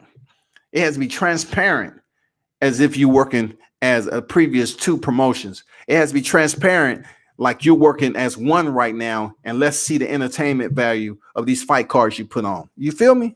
That's all I'm saying. King T on deck, man. Salute to you. Boxing has never been like that. Has never been like what? As a unit or working together for a common cause? What are you talking about exactly? Just clarify. I mean, I'm not going against what you say. I don't know what you're talking about specifically. Boxing has never been like that. Just let me know what you're talking about. But yeah, man, people can rant and rave about the sport of boxing. But boxing, if you didn't know, it's an annual fucking sport, dog. Boxing, no way, shape, or form. As long as it's been in existence, right? It's no way during the pandemic that boxing should have struggled the way it should have. Like, I'm talking about struggling and providing a stipend for your fighters. It's no way. Who's eating off the plate? If you're in a pandemic and you're basically saying, well, guess what? Fighters, you only have 100, let's say 90 days. For this tier fighters, you have 90 days, which we're going to give you a stipend per month. That stipend per month might be $1,300. Now, you just think about how far $1,300 is going to stretch per month. And you really don't have an understanding as to when this pandemic is going to stop. No way boxing should have been in a position where the fighters couldn't have continued to train and receive a minor stipend to put some food in their bellies. You know what I'm saying? Throughout this pandemic last year. It's no way. That just goes to show you there's a lot of people that has money in boxing, but they're not willing to put that money and invest in the sport. Though they're willing to earn a living off the sport, and being that they have to go through sparring and the trenches and go in there and perform, and being that they have fans that love them one moment and say fuck you in the next, they don't want to contribute to the sport. Because boxing, these fighters go through hell trying to make a name for themselves. They go through the amateur ranks up to the profession, some of them. The shit that they have to experience in the amateur ranks, being robbed. Let's talk about two names that was robbed in the freaking AMs. Put them in the chat. You know who they are. Two premier names that was fucking robbed. So if you take these guys working their ass off when their bodies are young, the healing process is quick. They go up there and put their heart and soul into the highest tier of the AMs, and they get robbed. You think they want to put in the sport of boxing? Nah, they're going to say, fuck boxing. I'm going to take from it just like it took from me. Fuck it. Whenever I had an opportunity to take from this motherfucking sport, I'm going to do it. And that's where we at, man. A union. Absolutely, T.O. You know what it is. Absolutely. It's never been a union in this sport. It's never been a union in boxing. Now, on the same note, I can say the UFC fighters, depending on who you are, they're still below the pay scale of boxers. But you have to understand who's the larger entity. Boxing is larger than mixed martial arts. All right. But what mixed martial arts has is facilities for fighters to go train. It's way more facilities out there. The sport is much more organized than boxing. But yet, when it comes to the pay, yeah, it's some fighters over there that get paid crumbs. I ain't gonna lie.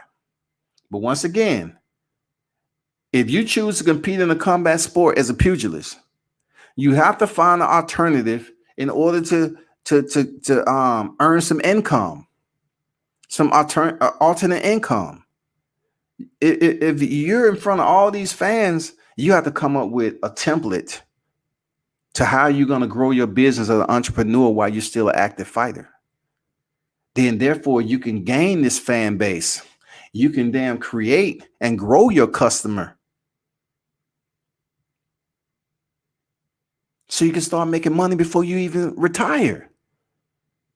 But motherfuckers say, fuck boxing, man. I'm going to take from it like it took for me. It took so much for me. I said, fuck it. And you know what? That's what some people say about the military service. When some people retire from the military, they don't want to talk about it too much because all the sacrifices you have to go through, they feel like the compensation isn't enough. And then you'll get vets to come on here. Stop criticizing. They know it. But either way it goes, if it's a service or the boxing, it's still a service. You're rendering a service to the people. You're going in there and competing for a paycheck. What you're doing is affecting somebody, somehow, some way. They expect you to go in there and balance the scales and make weight, and they expect you to be drug-free. They expect you to split the ropes and go in there and compete and not lose them money. But boxing haven't learned this lesson yet because the shit that they pulled off with Deontay Wilder and Tyson Fury just further tells me, you know what? Don't show no remorse for boxing because there's still motherfucking hyenas and vultures out here looking for a meal. And they don't care who's out there bleeding, who's out there damn hanging on to life. They're gonna say, you know what? Don't call 911. Don't call first responders. Let them stay out there. It's gonna be quick. Just let that heat continue to cook them. It'll be over. Then we just go down there and pick the bones. Don't call first responders. Don't. That's how boxing is, bro. Like, man, come on, man. Come on, bro. Boxing pulling off motherfucking, they're sabotaging multi-million-dollar fights to get another fight that's going to make them more millions because they have a better structure. The game plan, you have much more players that's willing and able to be involved in it.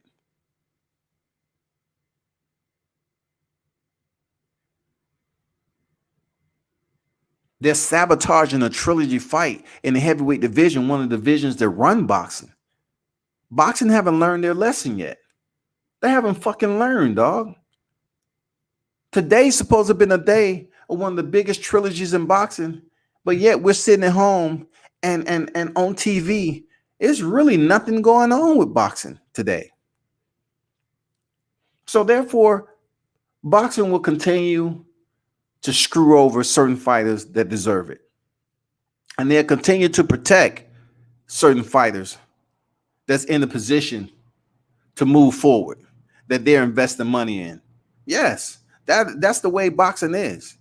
Don't sit up here and feel any empathy, for boxing. Because boxing has so many individuals from the lower tier to the highest tier that's going to continue to fuck over boxers. I've seen it myself. I shot a 21 fight amateur card.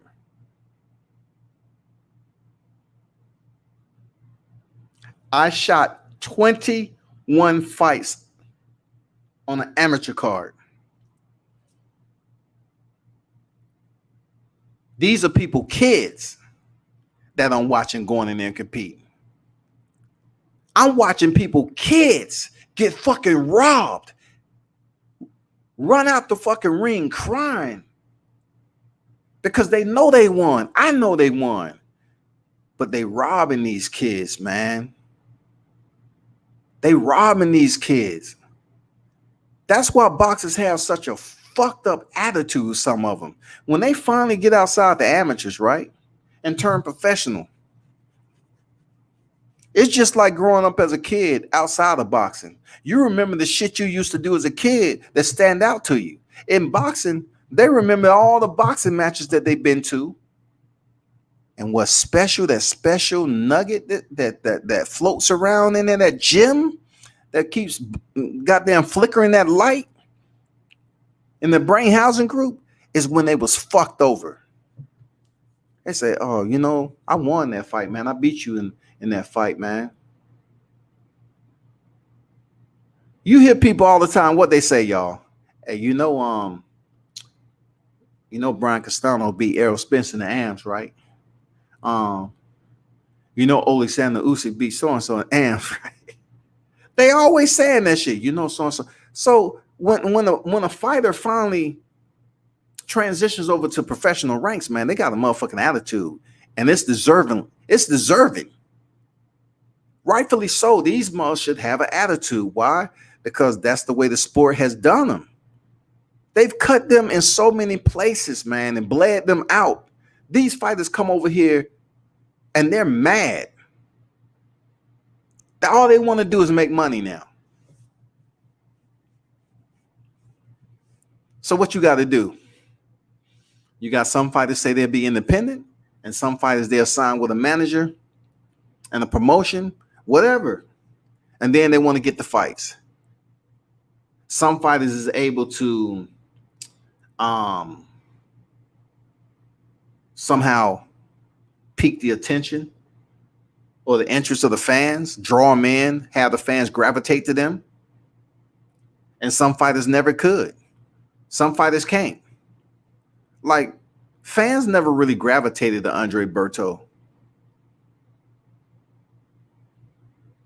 I just bring him into it because, you know, he comes in shape. You know, I'm not saying he's a bad fighter. He did a wonderful thing for the Haiti when that earthquake hit, you know, his country. And I mean, he did some, but it's certain fighters that really doesn't resonate to the fan base for them to come see them fight. So it's really a complex situation when you come from the amateurs and you want to be a superstar in the professional ranks. You really got to come up with a strong plan, as we call it, a POA. You got to come up with a POA in this professional world. You know what a POA is? A plan of attack. You got to come up with a plan of attack for this boxing game, y'all, to make that high dollar. But good shit there, T.O.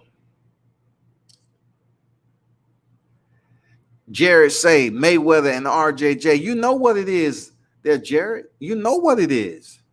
Mayweather and Roy Jones Jr. Robbed. Clearly robbed.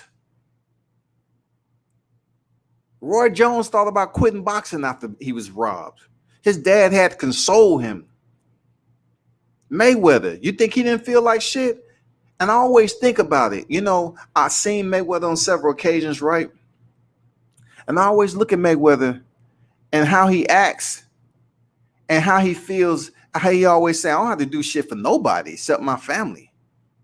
They said, well, why you haven't did something for where you from? You from there. What they did for me? What Michigan did for me? You know, that's Floyd. He feel that he got it from the bottom. And I get where he coming from, dog. Jared say at King T.O. World Combat Sports, yep, RJJ and Mayweather were some of the greatest robbers in the Olympics next to wrestler Dan Gable being robbed. Talk to him. Talk to him, bro. For real. He brought in Dan Gable. God damn. He brought Dan Gable to the table. But I can't venture off in my boy Dan Gable. I can't. But you're right. In the pros, it's Deontay Wilder. It's a shame before God how they are treating Wilder. Shaking my damn head. Yeah, man. Boxing is one of those scheming ass sports, bro. And then you have fighters, right? If you any fighter that'll drop me a inbox, you drop me an inbox, right? And you say, well, what you said on here, this and that. I'm a professional. I don't give a fuck. You a professional boxer. I'm talking about the sport. The sport itself is not a unit. The sport is just a defined full contact pugilist sport, which is not a unit. It's not as one entity. So you can't sit up here and advocate for something that's not a unit. You can't say I'm a professional boxer. You are competing in a sport, my friend. You're not in charge of it. You chose to box. Boxing isn't defined by a certain amount of boxers. Boxing is a large entity of fragments that is so many entry points that from fighters from all walks of life that can come in here and compete from the lowest tier to the highest tier. In order for you to become a professional fighter, you don't have to have any amateur fights. I wish y'all stopped telling that lie. I've seen it. I've seen dudes get off the fucking couch, smoking after the weigh-ins, and going in there and competing in a professional fight with no amateur experience and getting knocked the fuck out. Snoring. And you know the crazy thing about it? Like when I see some of these fighters, right? I go up there and interview the A side, and then I go over there briefly interview the B side. And some of these guys, they're off the street, they're not taking the sport serious, and some are. But they'll say, oh yeah, I look to go in there and I'm gonna do this, and this, and I look to get him up out of there.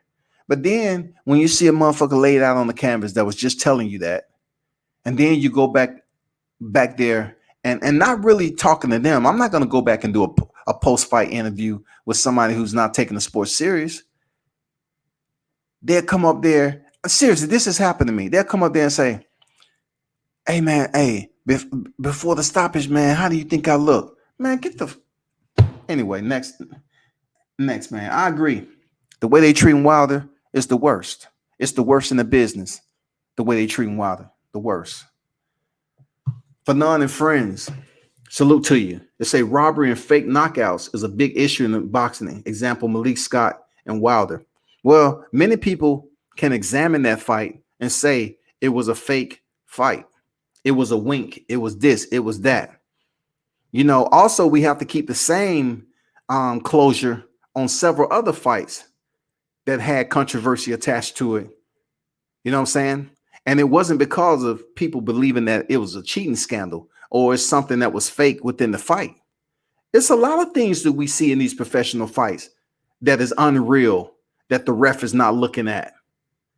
Kenny Bayless can become a blind guy real quick. He don't see or hear no evil, goddammit. And he's been in the game for a minute. It's plenty of things that goes on with low blows.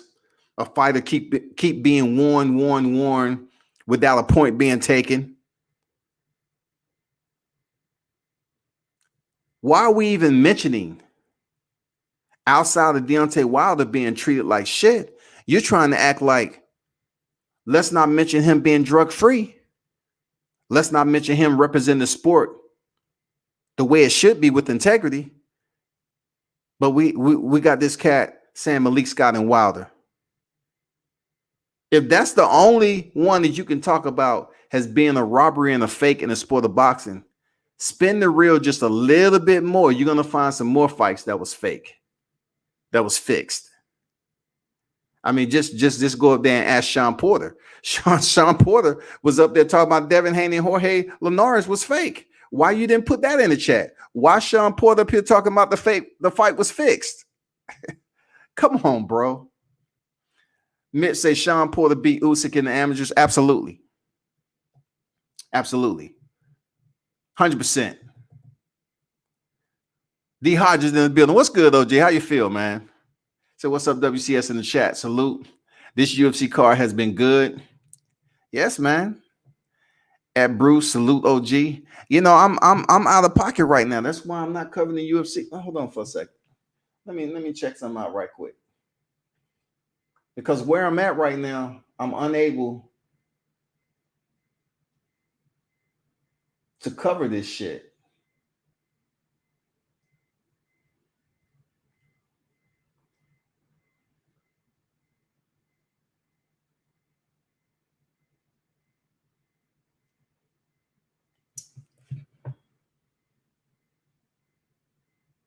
And believe me, hold on for a second. Hold on for a split second. Let me see if this motherfucker is this shit is not gonna lag on me.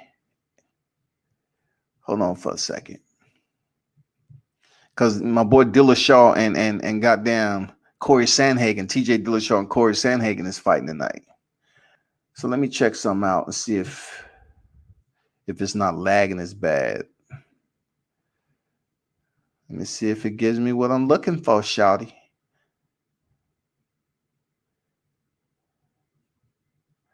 Okay, cool.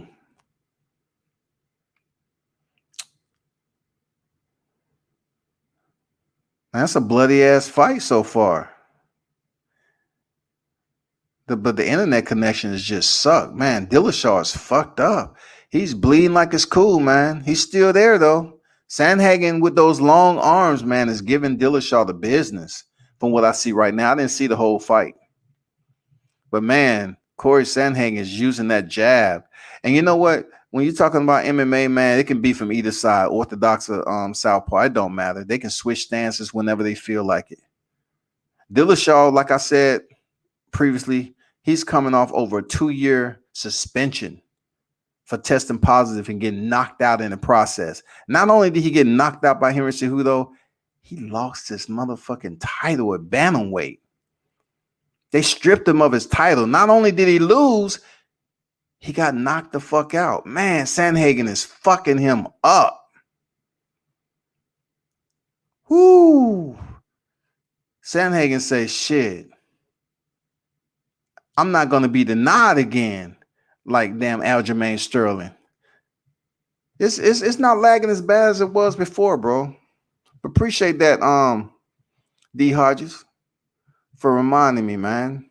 That shit was lagging early, and I was just on here talking about boxing, bro. Appreciate reminding me about that, man. J.A. in the building, man. What's good, J.A.? How you feeling, my guy? How you feeling, man? Jared say, correction. Checking my facts. My bad. Dan Gable was robbed in the NCAA Division I wrestling finals, not the Olympics. It was still the AMs, though. You know what I'm saying? But, man, you know, I knew what you meant, but you good. It's still the AMs. It wasn't professional, though. Man, a minute left in this 5-rounder. TJ shoots in, changed level for a double leg. Corey stuffs that double leg real nice, man.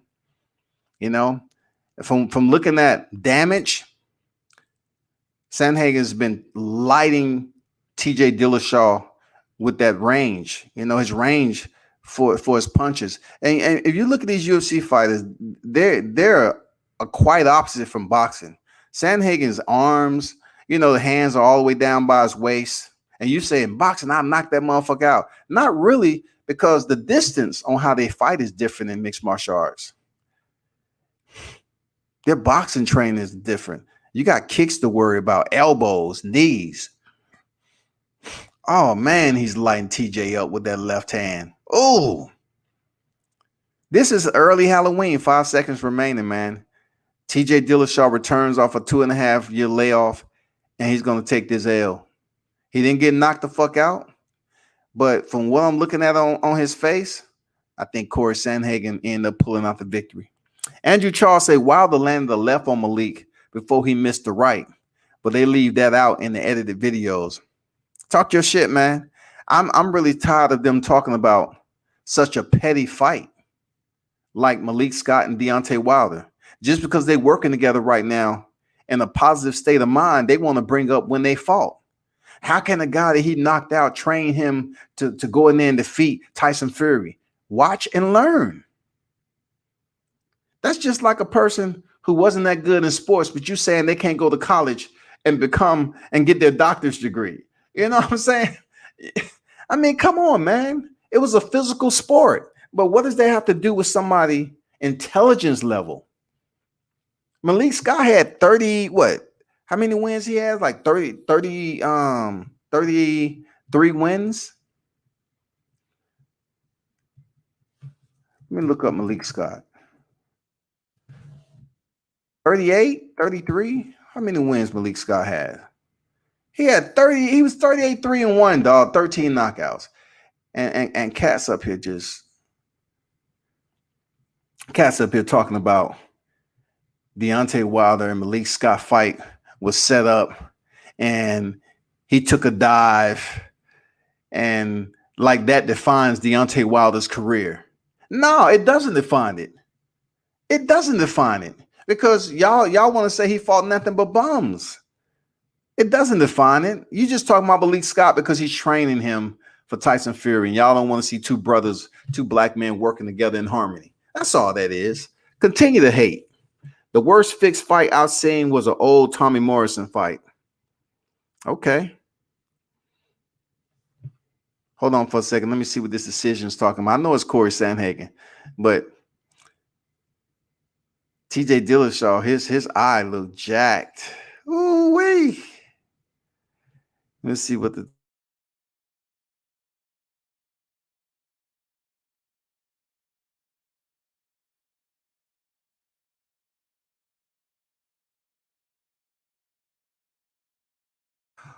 oh shit.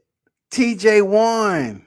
Oh, hold on for a second. Let me listen to the post fight.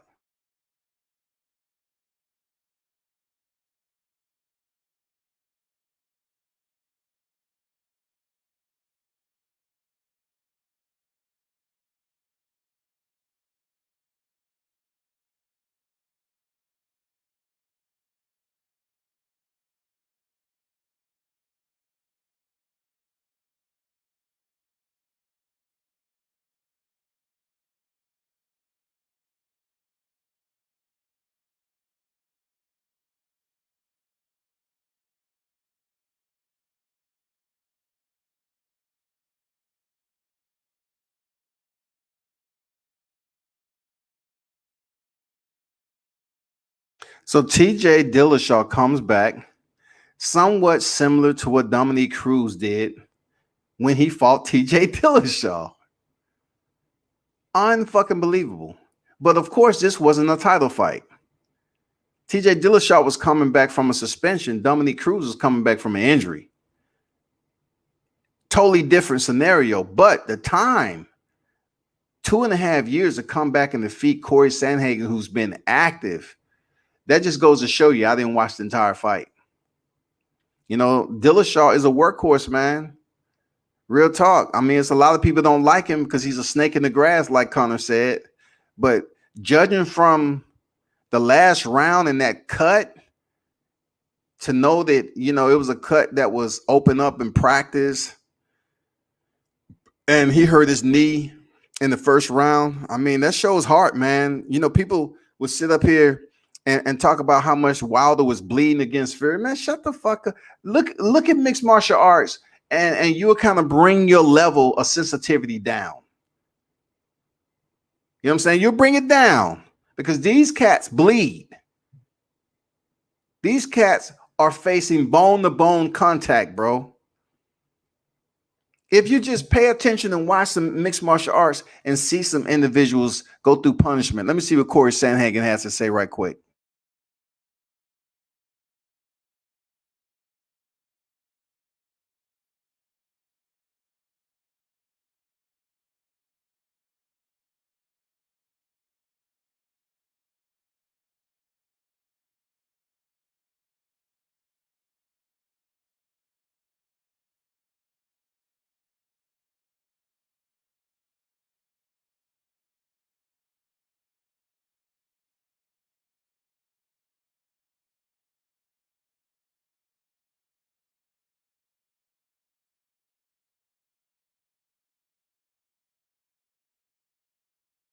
So pretty much, Corey Sandhagen was saying that he didn't think TJ would take the amount of shots that he did. Usually, those are shots that drop his opponents, and he was surprised, and he pretty much said that he should have did better and got the victory. I came in on the tail end of the fight, of course, and obviously TJ Dillashaw was putting in quality work in the early rounds, and which the judge saw in his favor. It's good for him to come back off 2.5 years and get a win on an active fighter as Corey Sandhagen. But look, this is mixed martial arts. It doesn't mean too much. You know what I'm saying? When it comes down to it, Sandhagen can lose, fight another opponent, and it can potentially put him back in title contention. Right now, the drama is Aljamain Sterling and Petrie Young. Aljamain Sterling was playing the, grounded opponent game, and then Petrie Young listened to his corner. They gave him poor advice. He needed a downed opponent. And, at first I was really hard on Aljamain for faking it, but he kneed the fuck out of him. And when you take a knee that hard, when you're on your knees and somebody knee you in the head while you're on your knees with no defense or nothing, oh, that shit will fuck you up. So we just have to wait for the next fight and see if Aljamain can go in there and defeat Petrie Young. And that's for the Bantamweight Championship. In the meanwhile, Aljamain Sterling defeated Corey Sandhagen, which would have, if Corey Sandhagen would have defeated Aljamain Sterling, it would have put him in the title picture of facing Petrie Young. That's just a little brief snippet. You know what I'm saying? That's what I do. Boxing, MMA, BJJ. You know what I'm saying? Hopefully you was entertained. In a small room with a handful of audience, worst dive I ever seen. Tio going in. Derek Chisora versus Chris Arreola. Good fight next. Good fight next. Yeah, absolutely. As much as I criticize Dillian White, Derek Chisora is the same fucking way, dog. Derek Chisora just throw away and ball up the game plan and just go all out war. You know what I'm saying? And somehow, I criticize the shit out of Dillian White for it. But when Derek Chisora do it, it just seems like it's much more entertaining to me. I say that's Derek Chisora, man. This dude would tear This dude would tear up a press conference with ease. He doesn't care. Sonny Liston was accused of laying down for the Ali fight, but nobody ever investigated like nobody is investigated Glovegate. So let's keep it the same energy. Okay, Jared, I bring that energy. I talked to someone that was back then about that. Sonny Liston did throw the fight. He threw the fight only because he thought certain individuals had kidnapped his family. I talked to an individual that was there, that was coming up in that situation. And yes, he thought certain individuals, because Sonny Liston was an unsavory character. He was that guy. Sonny Liston was an enforcer. Sonny Liston was in those streets, and he thought certain individuals kidnapped his family. They told him that when he was going to the ring. So he said, "Hey, you know what you better do." He went in there, he laid down, and he left. Come to find out, no one had his family. No one had his family. But the fact is, the question always remains, did he throw the fight? Man, come on, watch the fight. If you want to add another one in there, we can talk about Bruce Seldon when he was in there with Mike Tyson. Talk about it. Talk about it. Bruce Seldon, he got down, dropped to his motherfucking back from the wind of that punch.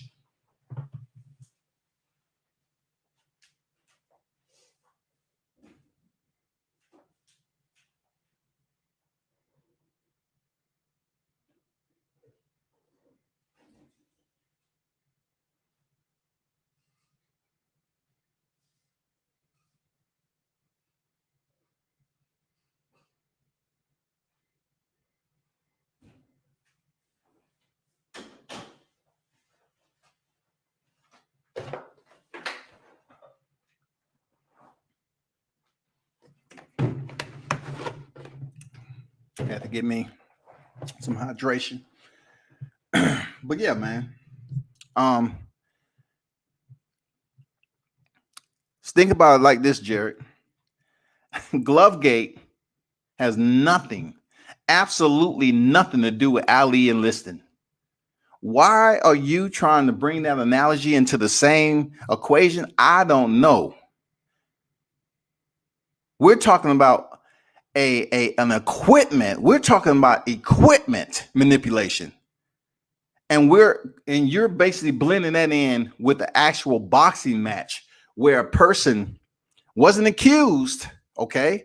Wasn't accused of manipulating equipment, but the person was accused of influencing the outcome, which was Sonny Liston taking a dive. The glove gate, it has absolutely nothing to do in relevance to that analogy with Ali Sonny Liston. Come on, bro. We're talking about the individual boxer manipulating his gloves. Tyson Fury didn't take a dive. Deontay Wilder didn't take a dive. So what does the two have to do with one another? Oh, you're talking about fix. Well, even in that scenario, the fight wouldn't be considered fix. It's considered cheating when it comes to Tyson Fury. Cheating, y'all. Cheating. I'm moving on. TJ Leakin, yes, sir. Yes, he is dehydrated, but he's tough. You're right. Why can't I get into MMA, WCS? It doesn't get me excited. Well, you know, MMA is different for everybody. It doesn't get everybody excited. You just have to admire the art that goes along with all the multiple disciplines combined into one. Kicks, knees, elbows, punches.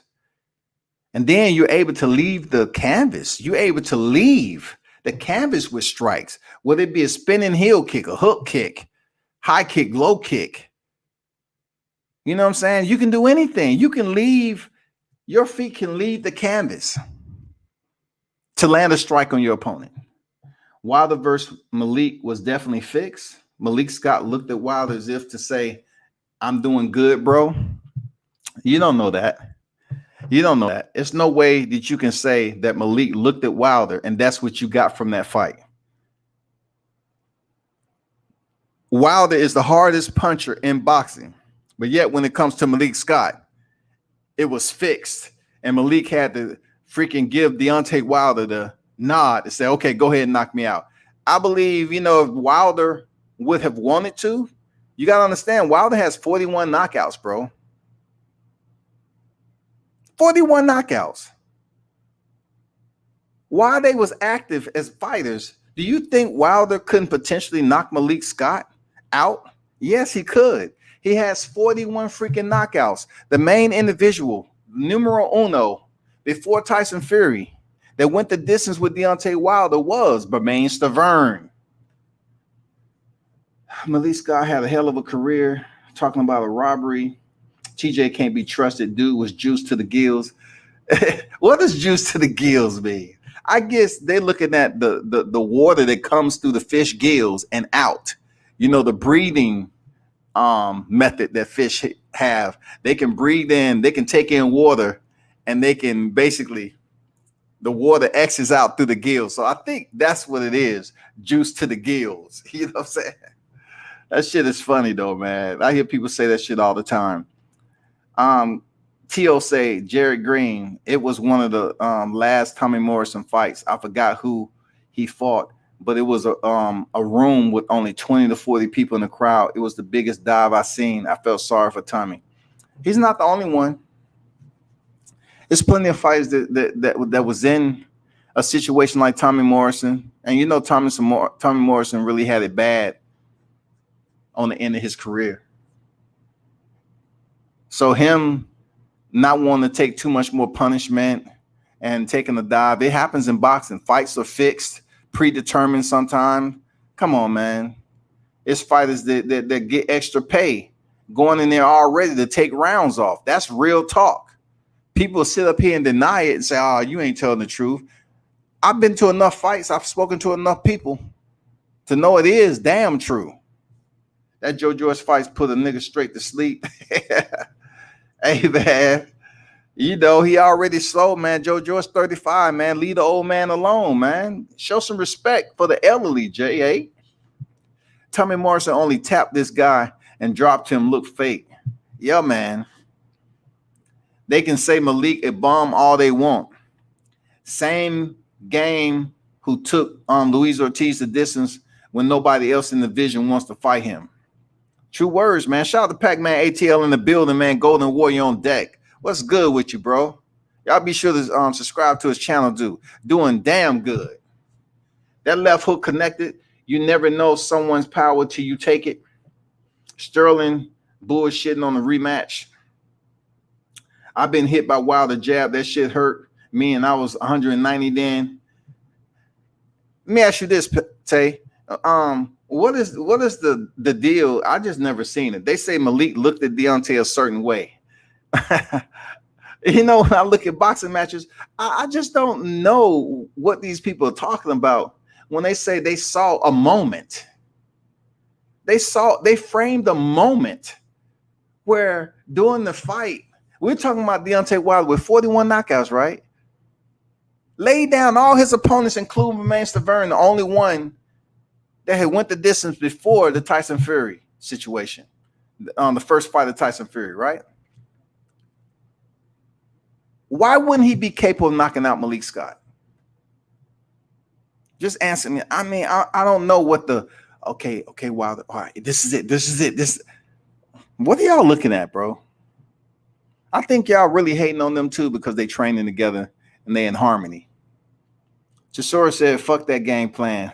Listen versus Ali definitely fixed." It was, man. I talked to some OGs that was back there, man. I wonder how many YouTube niggas would eat a Wilder left hook and not go to the ER after that. Hey, I ain't trying to find out. I'll tell you that much. I'm not trying to find out. There's a good book about listing fight. Yeah, it is. I know which one you're talking about. And shout out to Thomas in the building, man. What's good with you? By Paul Gallender. So y'all be sure to check that book out, man. There's several that's out there, but you know, check that book out, man. You know, Thomas up here dropping some literature. That's what I'm talking about. Education is key. He dropping authors. That's what's up. Respect, man. When we support Wilder, but you're right. Malik Scott is not a dumb. He was one of the top 10 or 20 heavyweights in his day. The man is 38-3. They acting like this man has double-digit losses, bro. And once again, they act like you can be a fighter and somebody beat you, but you're incapable of going to college afterwards and pursuing your master's or doctorates or becoming a professor or just being an intelligent, smart individual. People just look at you being, you know, your boxing career and say, oh, he ain't that smart. Come on, man. I know my people got to stop criticizing other black men for being intelligent, for coming here speaking intelligent. We got to stop doing that shit. You can't, you stop talking about what's $5 words and what's $1 words. English is fucking English. I thought he boxed beautifully against Ortiz. Yes, sir. I think people have understand the difference between a dive and quitting. Malik didn't throw that fight. Man, they saying that shit because it's a topic of discussion about what's not going on right now as we speak. Vegas should be lit right now. It should have a heavy presence of Wilder fans, and we all disappointed, like asthma. It was hard to breathe when I heard that motherfucker. Not only that, I was struggling. Shit. Pac-Man say them dudes didn't even talk the whole time. Malik said out his mouth, he know the type of power D has and how it leaves fighters after the fight. It's only been two people. It's only been two people out of the 41 knockouts. Out of the 42 victories, 41 knockouts. You're talking about Stavern and Fury. How is it possible to single out Malik Scott as if he had to be in a position to take a dive? What benefit did it give Deontay Wilder? What benefit did it give Malik Scott back then when Deontay was knocking dudes clean out? Who has been somewhat the same if they fought Wilder? Exactly. Now, I would say this there, Pac-Man. I would say this, though. Nobody else has defeated Luis Ortiz but Deontay Wilder twice. I think he might still, have some, competitiveness in it. I want to see him fight a big name, but Ortiz, who else has defeated Ortiz besides Deontay?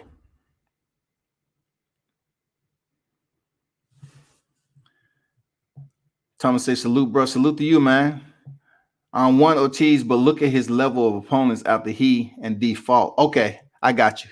Yeah. Especially that MGM Grand knockout. That MGM Grand knockout. The photo, the poster. I'm still trying to look for that picture online so I can, I think I have the picture, but I was so far up the way because I was snapping the whole picture. I think I have a picture with the back spray coming off Luis Ortiz's head when he was hit with that right hand. Too Fury, but look how he looked in between the 1 and 2 fight after he fought D, which how he know he was on Pez, but it all come out.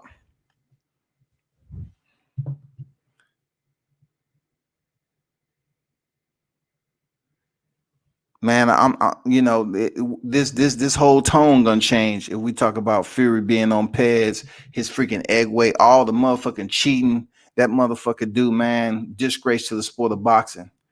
I'm just thinking about the lights, camera, action, the stage, T-Mobile Arena. Motherfuckers supposed to have been right there, right here, right now, looking at this trilogy go down, but yet. This shit was sabotaged once again by the man himself, man. He blamed it on COVID. As goddamn everything boxing and sports say, COVID-19. God damn it. Malik decided he didn't want to get hit no more. That's not a dive. Guys in the chat ain't taking them bombs with the champ. Talk to him, Mitch. Ain't nobody taking them bombs with the champ on YouTube. Ain't nobody. This man is fighting on the highest level. No. Let's not say the professional level. He's talking the elite status in boxing. Ain't nobody sitting up there and taking that fight. Like, listen, the only person I feel outside that was a social media troll that went in there and felt that power was Charlie Z. And Charlie Z was on some other shit. People say he had mental illness and all this other shit. But he didn't think Wilder was gonna pull up on him. He's the only one I can say, social media wise, that's done took that shit. That's done felt that power. But I'm not gonna goddamn ask that nigga to come on here for an interview. You know what I'm saying? Shit, I was using the Ali listing as an example. Racists will bring up Malik taking a dive, but will believe Glovegate. Would not believe okay, I got you. But would not believe Glovegate. But there are so many examples in boxing history of dives and cheating. The lone count. Nobody's talking about the lone count. No, okay. Are we talking about the lone count back then? We can talk about the lone count with Tyson Fury and Deontay Wilder 1. It's been plenty of robberies. The only way that you can get past not having a freaking a surprise at the end is to knock the motherfucker out. That's it. Ortiz and Ruiz will be a good fight. I think so. But I'm going with Luis Ortiz on that fight. Yes, sir. I'm going with Luis Ortiz on that fight. Especially after seeing Andy Ruiz in the Chris Arreola fight. I'm going with damn Luis Ortiz. Can't pay these dudes to take a shot from Wilder. Yeah, you can take you can pay some, but listen, if the motherfucker don't wake up and he goddamn be in a coma for 3 months, right? Then once they come to their senses, it's gonna be people around them. Hey, Hey, you need to sue. I'm an attorney. I'm an attorney. So and so. I'm gonna do it pro bono, and we get this settlement. You just pay me on the back end. You have motherfuckers up there trying to goddamn counsel that motherfucker once he come out that coma. I know you accepted to get, to get touched and take the punch, but he's a professional fighter. His hands are lethal weapons. You still have legality to take him to court. Man, get the fuck out of here. Everybody's an opportunist, dog. Looked like he knocked the soul out of Ortiz. That was an epic shot. That shit was a beautiful shot, man. But once again, to hate on Wilder, what they say, Wilder, he was losing the entire fight. He was behind on the judges' scorecards. And I'm saying to myself, what does being behind on the judges' scorecards matter when you knock someone to sleep? Facts, King. Exactly. I won't put anything past a gypsy, man. A fighting man, a man's man. Translation, he belongs to a man, aka that boy sweet, addicted to the young lads. He is addicted to him, man. He loved kissing, grown-ass men after a hard-fought boxing match in the lips, where they perspiring. He loved that shit. Nobody talk about that. People just treat that motherfucker shit as if it was a sign of sportsmanship, but yet eliminate the idea that he really had affection for his tender date. You know what I'm saying? The way he looked at that man and planted that wet kiss. And then I'm trying to remember who it was. Was it Tom Schwartz or Sefa Safari? I think it was Sefa Safari, because they was doing a lot of suspect shit leading up to that fight. So, I'm going to say Sefa Safari, had his head up like you would be looking in your girl's eyes and shit. You know what I'm saying? He was looking up, gazing Tyson Fury. And Tyson Fury was looking down on him. He gave him that wet kiss. I can tell you this, people. If there would have been a black man on that night kissing another black man in the mouth with his girl ringside, he could never come around the sport of boxing no more. Social media would eat him alive.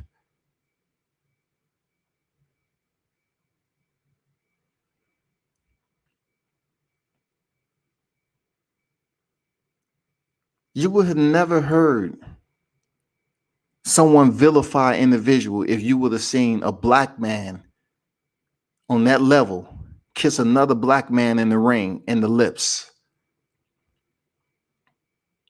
People would have vilified them forever, all the way to their retirement and outside their retirement. Whenever they came out for the Hall of Fame, if they warranted, they would have looked at them and say, you know what, so and so for his career, his credentials speak for themselves. But first, let's take you back to this moment right here.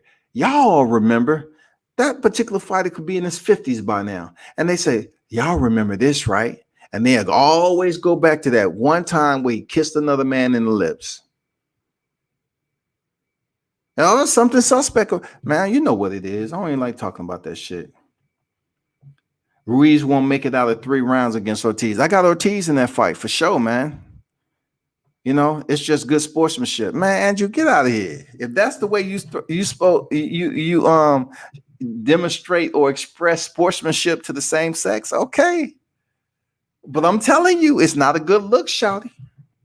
On national TV, when you got your family ringside. Look, I'm gonna be honest with you. Any girl I was dating, if she accepts some shit like that, when I'm raised in the US, if she accepts some shit like that, then obviously I didn't really know who she was.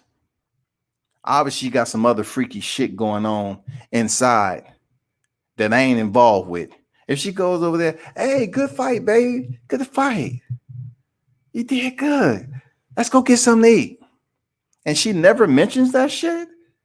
No, fuck that. I need to reevaluate our relationship, because I know any woman that I would be with, I walk to the ringside. Hey, look, hey, check this out. We're in a relationship, right? Okay. I'm gonna tell you like this, nigga. You ever put your lips on another man again, I'm gonna cut them motherfuckers off so the next bitch will know this nigga fucked up. He took it upon himself to kiss another man on national TV while me and him are in a relationship. What am I supposed to expect from my man when we're actually being affectionate towards one another? Is he looking at me or he thinking about another man? I'm telling you, shouty. I'm telling you, that shit wouldn't have went down with two black men in the ring like that. No, no, no, no, no. I don't care what you hear about ATL, the new ATL down here, how shit. I'm from the old ATL. I'm talking about how shit was when I grew up. People always say nothing against, nothing against. I ain't saying none of that shit. I ain't criticizing shit. I'm talking about the moment. If it would have been two black men in the ring with those same actions, the results would have been furious.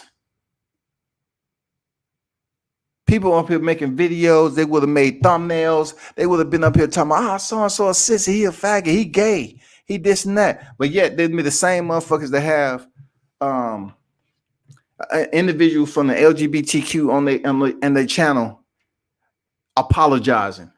You know, I want to apologize for the words that was expressed for that particular, scene that I saw two black men. I said a lot of harsh words. And I didn't take into consideration about the community that's out here doing so much for life, for the global standing. You know what I'm saying? You have motherfuckers goddamn apologizing. At the end of the day, the facts are what they are. The shit was suspect as fuck. Hell no, I didn't feel that. Let me see. Motherfuckers gave Spence hell for playing around. Yet Fury out here kissing men, yoga style, live vocabulary in front of thousands. I'll tell you like this, man. Okay. I'm going to be honest with you. My entire life, I never played around with a dude as if I was showing him affection like that, especially with my lips. So therefore, I don't have the content or the information to know how long Errol Spence and Yellow Beezy been kicking it. All right? Listen, they might have known each other for a good minute and feel comfortable with playing around like that. All right? But that's just not something I would ever do in life. But check this out, though.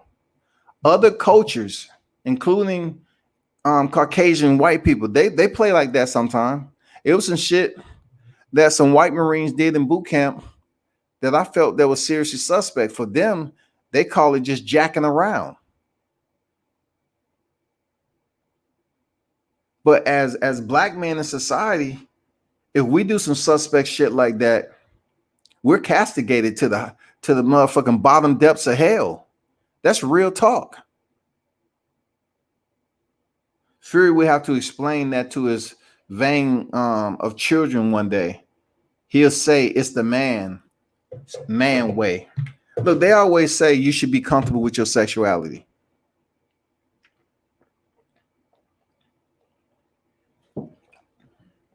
Right? They say a man should be comfortable with his sexuality. I agree. But being comfortable in your sexuality doesn't mean I have to prove to the society that I'm able to go up here and show a form of affection that's outside of my comfort zone and structure and respect as a man. Like what I demonstrate and express towards a female, it should be never a point where that's blended in with showing that type of affection to another man. In my case, because that's just not what I'm about. That's not my standard. But that doesn't prove I'm a man's man just because I can go up here and show affection to another man. You know what I'm saying? I mean, showing affection to my kids, boys, or whatever, and showing them affection, tell them I love you. Yeah, that's what it is. That's family love. But going into a total stranger And you know, every country is different. I'm not gonna lie, every country is different because the Spanish, okay, I'm not gonna lie to you, the Spanish, they show affection and they're not ridiculed at all. They show affection. They do. They show affection. What about the French? You know, what about the individuals that kiss each other on both sides of their mouth or the face? And you know, it don't matter if you're a male or female. But no one's gonna say about that because that's their culture. Fury on that Nas X shit riding down Old Town Road. Yeah, man. I can't talk about Nas, man, because his community will come for you, dog. I'm leaving that nigga alone. That dude is way off in the dark side. I don't have time to be venturing off into why these shows have to show and promote all this stuff, man.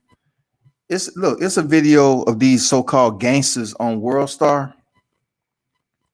Motherfucker look like Tekashi 6ix9ine, but he's got a gun. He's up there talking shit. He put the gun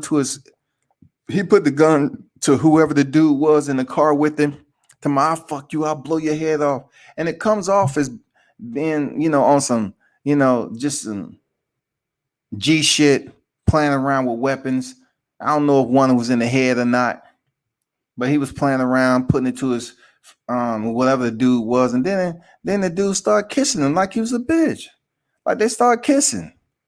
Man, anyway, I gotta change the subject, man. This is a boxing channel. Man, what the fuck y'all doing talking all this shit? It was from freaking the shit from earlier. I get it.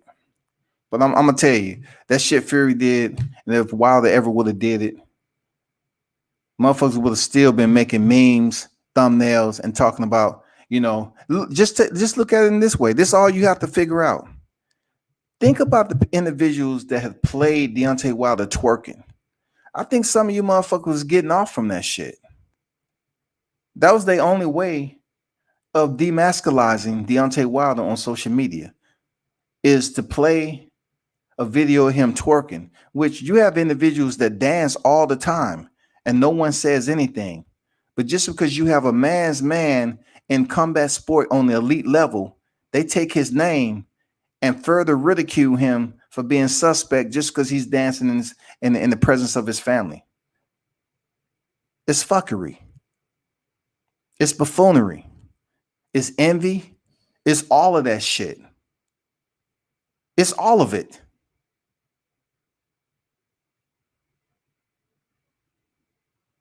And it's prejudice and discrimination. Absolutely. Absolutely it is. Yep, Yellow Beezy and Trap Boy Freddy be hanging out with no suspect stuff. Man, you know one thing, I don't really get into what the hip hop cats do. Real talk. I just never been type of dude. Like it's a lot of hip hop cats like Gucci, Jeezy, MC Shadi, Jermaine Dupri. Man, I can keep going on and on. I used to see them cats before they was big. I used to see them cats hanging out in the trap, and what we call the ghetto. You know what I'm saying? The projects back then. They had some, man, ATL had some big time projects down here. I used to see them cats before they was even big. Before they was even known. They was just in the community and shit. But one thing about it, don't get that shit twisted. You got young cats in the game today that's willing to go out there and do time for a little or nothing. They going out here squeezing the trigger off for op shit. Op shit, dog. Not fucking with your girl. Not, oh man, you fuck my girl, man, I'm gonna fuck you up. Not, oh, you owe me money from way back when. This is op shit, dog. Suleiman tried to appeal to the community after it got exposed that Franchon was cheated. Put it this way with Suleiman. He know he was dead ass wrong when the WBA returned their belt to Franchon's first. And word came out that he was trying to insinuate that Franchise Cruz deserve will have to fight for her title. Now that right there is scandal.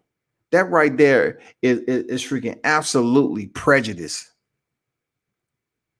And he tried to talk his way out, just like Andrew said. He tried to re-explain after the backlash he was receiving. Look, let's put ourselves in the mind of Mauricio Suleiman. Maybe dudes that's in a position of power like Suleiman, they may do some shit to bring attention to themselves out of spite. You know what I'm saying? They may be so power driven that shit that they supposed to do as a simple choice, they make it difficult. They bring the controversy to it. You know what I'm saying? On purpose. He may have, I know he said potentially she may have to fight for a belt, but when you're in a position of power like Mauricio Suleiman, some of these dudes are so motherfucking driven. They're drunk off their own power.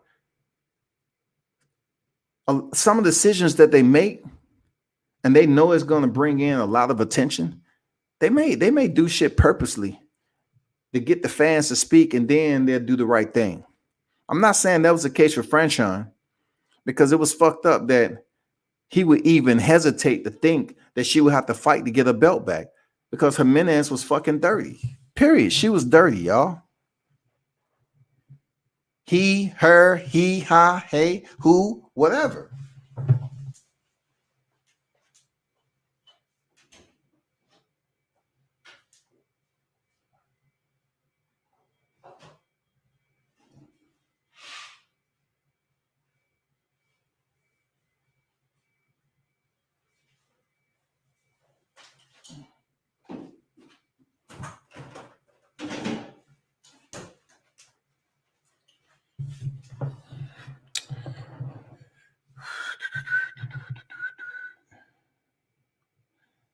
Man, Andrew up here trying to goddamn spell correctly, bro. I get it, man. Look, I'm not correcting your spelling. If I can interpret what you put on there, the interpretation is an A.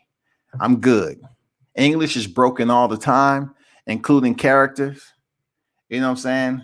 Spelling, all of that shit. So it's up to the person. Look, it's up to us who have pretty much passed the cognitive period of knowing certain things in life, right from wrong, and learning how to put shit together. It's called problem solving. And that goes a lot with interpreting English. So I ain't up here correcting spelling, dog. I just have to have enough content to understand what you are placing in the chat. That's all good. But yeah, man, when it comes down to that shit right there, I know a lot of guys on here that was pretty much invested in the damn twerking shit. And I think they was actually somewhat bringing out their different side. You know what I'm saying? The side that we don't get to see behind the scenes. You know, you grab their phone, they might have some pictures of John on there. You know what I'm saying? They might have some pictures of John. Secret lover, that's all you are to me. Yeah, they might have that secret lover on there. You never know with some cats. You get enough motherfuckers to laugh with you, and you get the more comfortable you get. You keep on playing the video back and forth, playing and back and forth, motherfuckers laughing. No, if nobody's correcting you on some G shit, if no grown ass man is correcting you on your lie, all them motherfuckers are alike. All of them got whole tendencies. All of them. If no one is saying, man, I'm tired of this shit. Can we change? Can we move on? Can we talk about something different? Can we look at something different? Because if you're trying to tell me I can't really play around in front of my family, then you on some other shit. You just playing this for your own pleasure. You know? So, man, it's been like 3 hours, man. The good thing about it is I appreciate y'all for pulling up on the brother. And you know, being able to talk some boxing on a Saturday, man. We're talking about the dead space. The dead space. It was supposed to be the epic trilogy tonight. It's supposed to be the epic trilogy. It's supposed to be the night where Deontay Wilder steps through the ropes and regain his WBC World Heavyweight title and go on to set up a future fight with Anthony Joshua. But hold up. That wouldn't have happened because Eddie Hearns would have said, well, I know we scheduled potential fight between Tyson Fury and Anthony Joshua in August, but now Joshua is scheduled to fight Alexander Usyk, and that's what we're sticking with. Yeah, that's what he's going to say. That's what he's going to say. Because Wilder said keep the same energy. Well, in order to keep the same energy, Anthony Joshua will have to commit to first his manhood, not being a coward like he did before, and talking about numbers and a flat fee of 12 mil, 15, all this other bullshit. You will have to,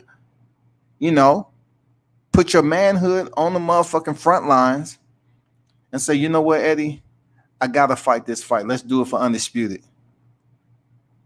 Let's go. I gotta do it. I'm tired of this Wilder guy talking. Let's go. That's what Anthony Joshua would need to do. And, it'll be good if it can be over here in the United States. But, of course, I'm prognosticating a fantasy fight right now. It would have been nice just to be sitting there all nice and cozy in the arena with a mask on, of course, watching the fight. It would have been great, bro. I wanted to see Deontay Wilder go in there, man, 100% and get this shit. I wanted to see motherfucking Malik Scott, Tay Jones, Joyce Scott, Security Chris, Coach Cuz, JD's. See, you wouldn't know all those names unless you've been around them for a minute and paid attention to who's in the camp. And not to forget, Willie Lowe was in there. And, Deontay Wilder cousins, if they on deck. They turned in the corner in that battle formation, marching to the Coliseum for war. Shit. If you ain't never seen it, check it out.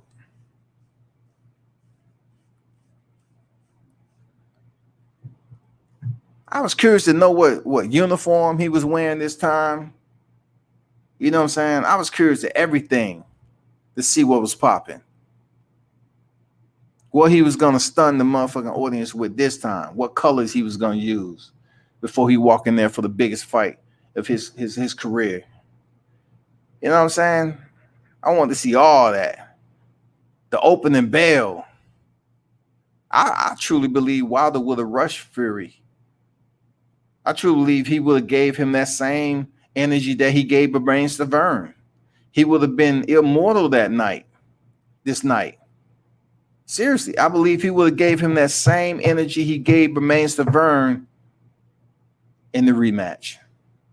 When Bermane was up there like a little kid, as if he never boxed in his life, I think he would have gave him that same energy, dog. Whole day's been off. I was supposed to win some bread tonight after Wilder knocked this Humpty Dumpty looking dude out. Yeah, man, Humpty Dumpty, we was going to make sure when he fell over that motherfucking wall, Thomas, that we was going to be behind that bitch kicking shells and shit. Nah, motherfucker, there's no way you getting put together tonight. I would have had the water hose spraying that shit off. Nope, you're not getting put back together tonight.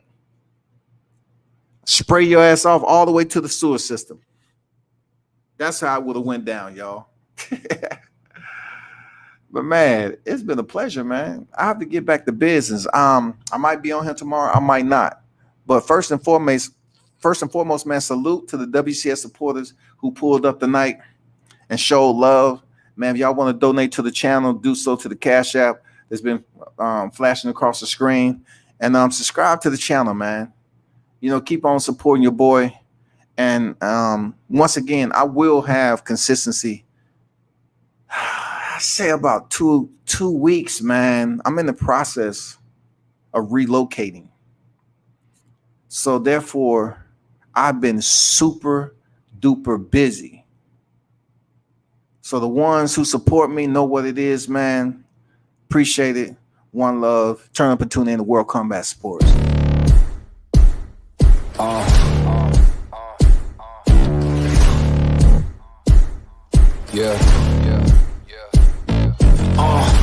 Pardon me and my tone. You can't step to my throne. They ain't working like me. I did this on my own. You asking where we been, huh? I don't know where to begin, huh? All this dirt on my skin. I just came here to win. I'm more than a man, I'm a monster. Somebody call a pastor, doctor. I got a 6 sense for imposters. So now I'm coming for the whole roster. It's not a game, why you playing with me? You could double back, lose track, try and hang with me.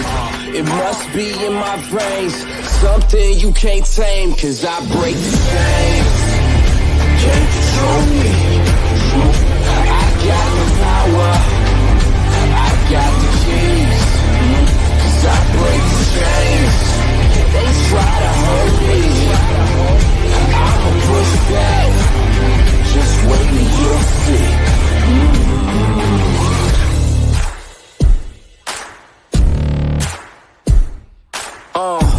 Please excuse me, your honor, but you can't hold me no longer.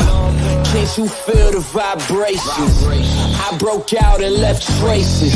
Go ahead, try to catch me if you can, man. You'll be looking all night, I'm the Sandman. New York, London to Japan. I'ma show the whole world who I am.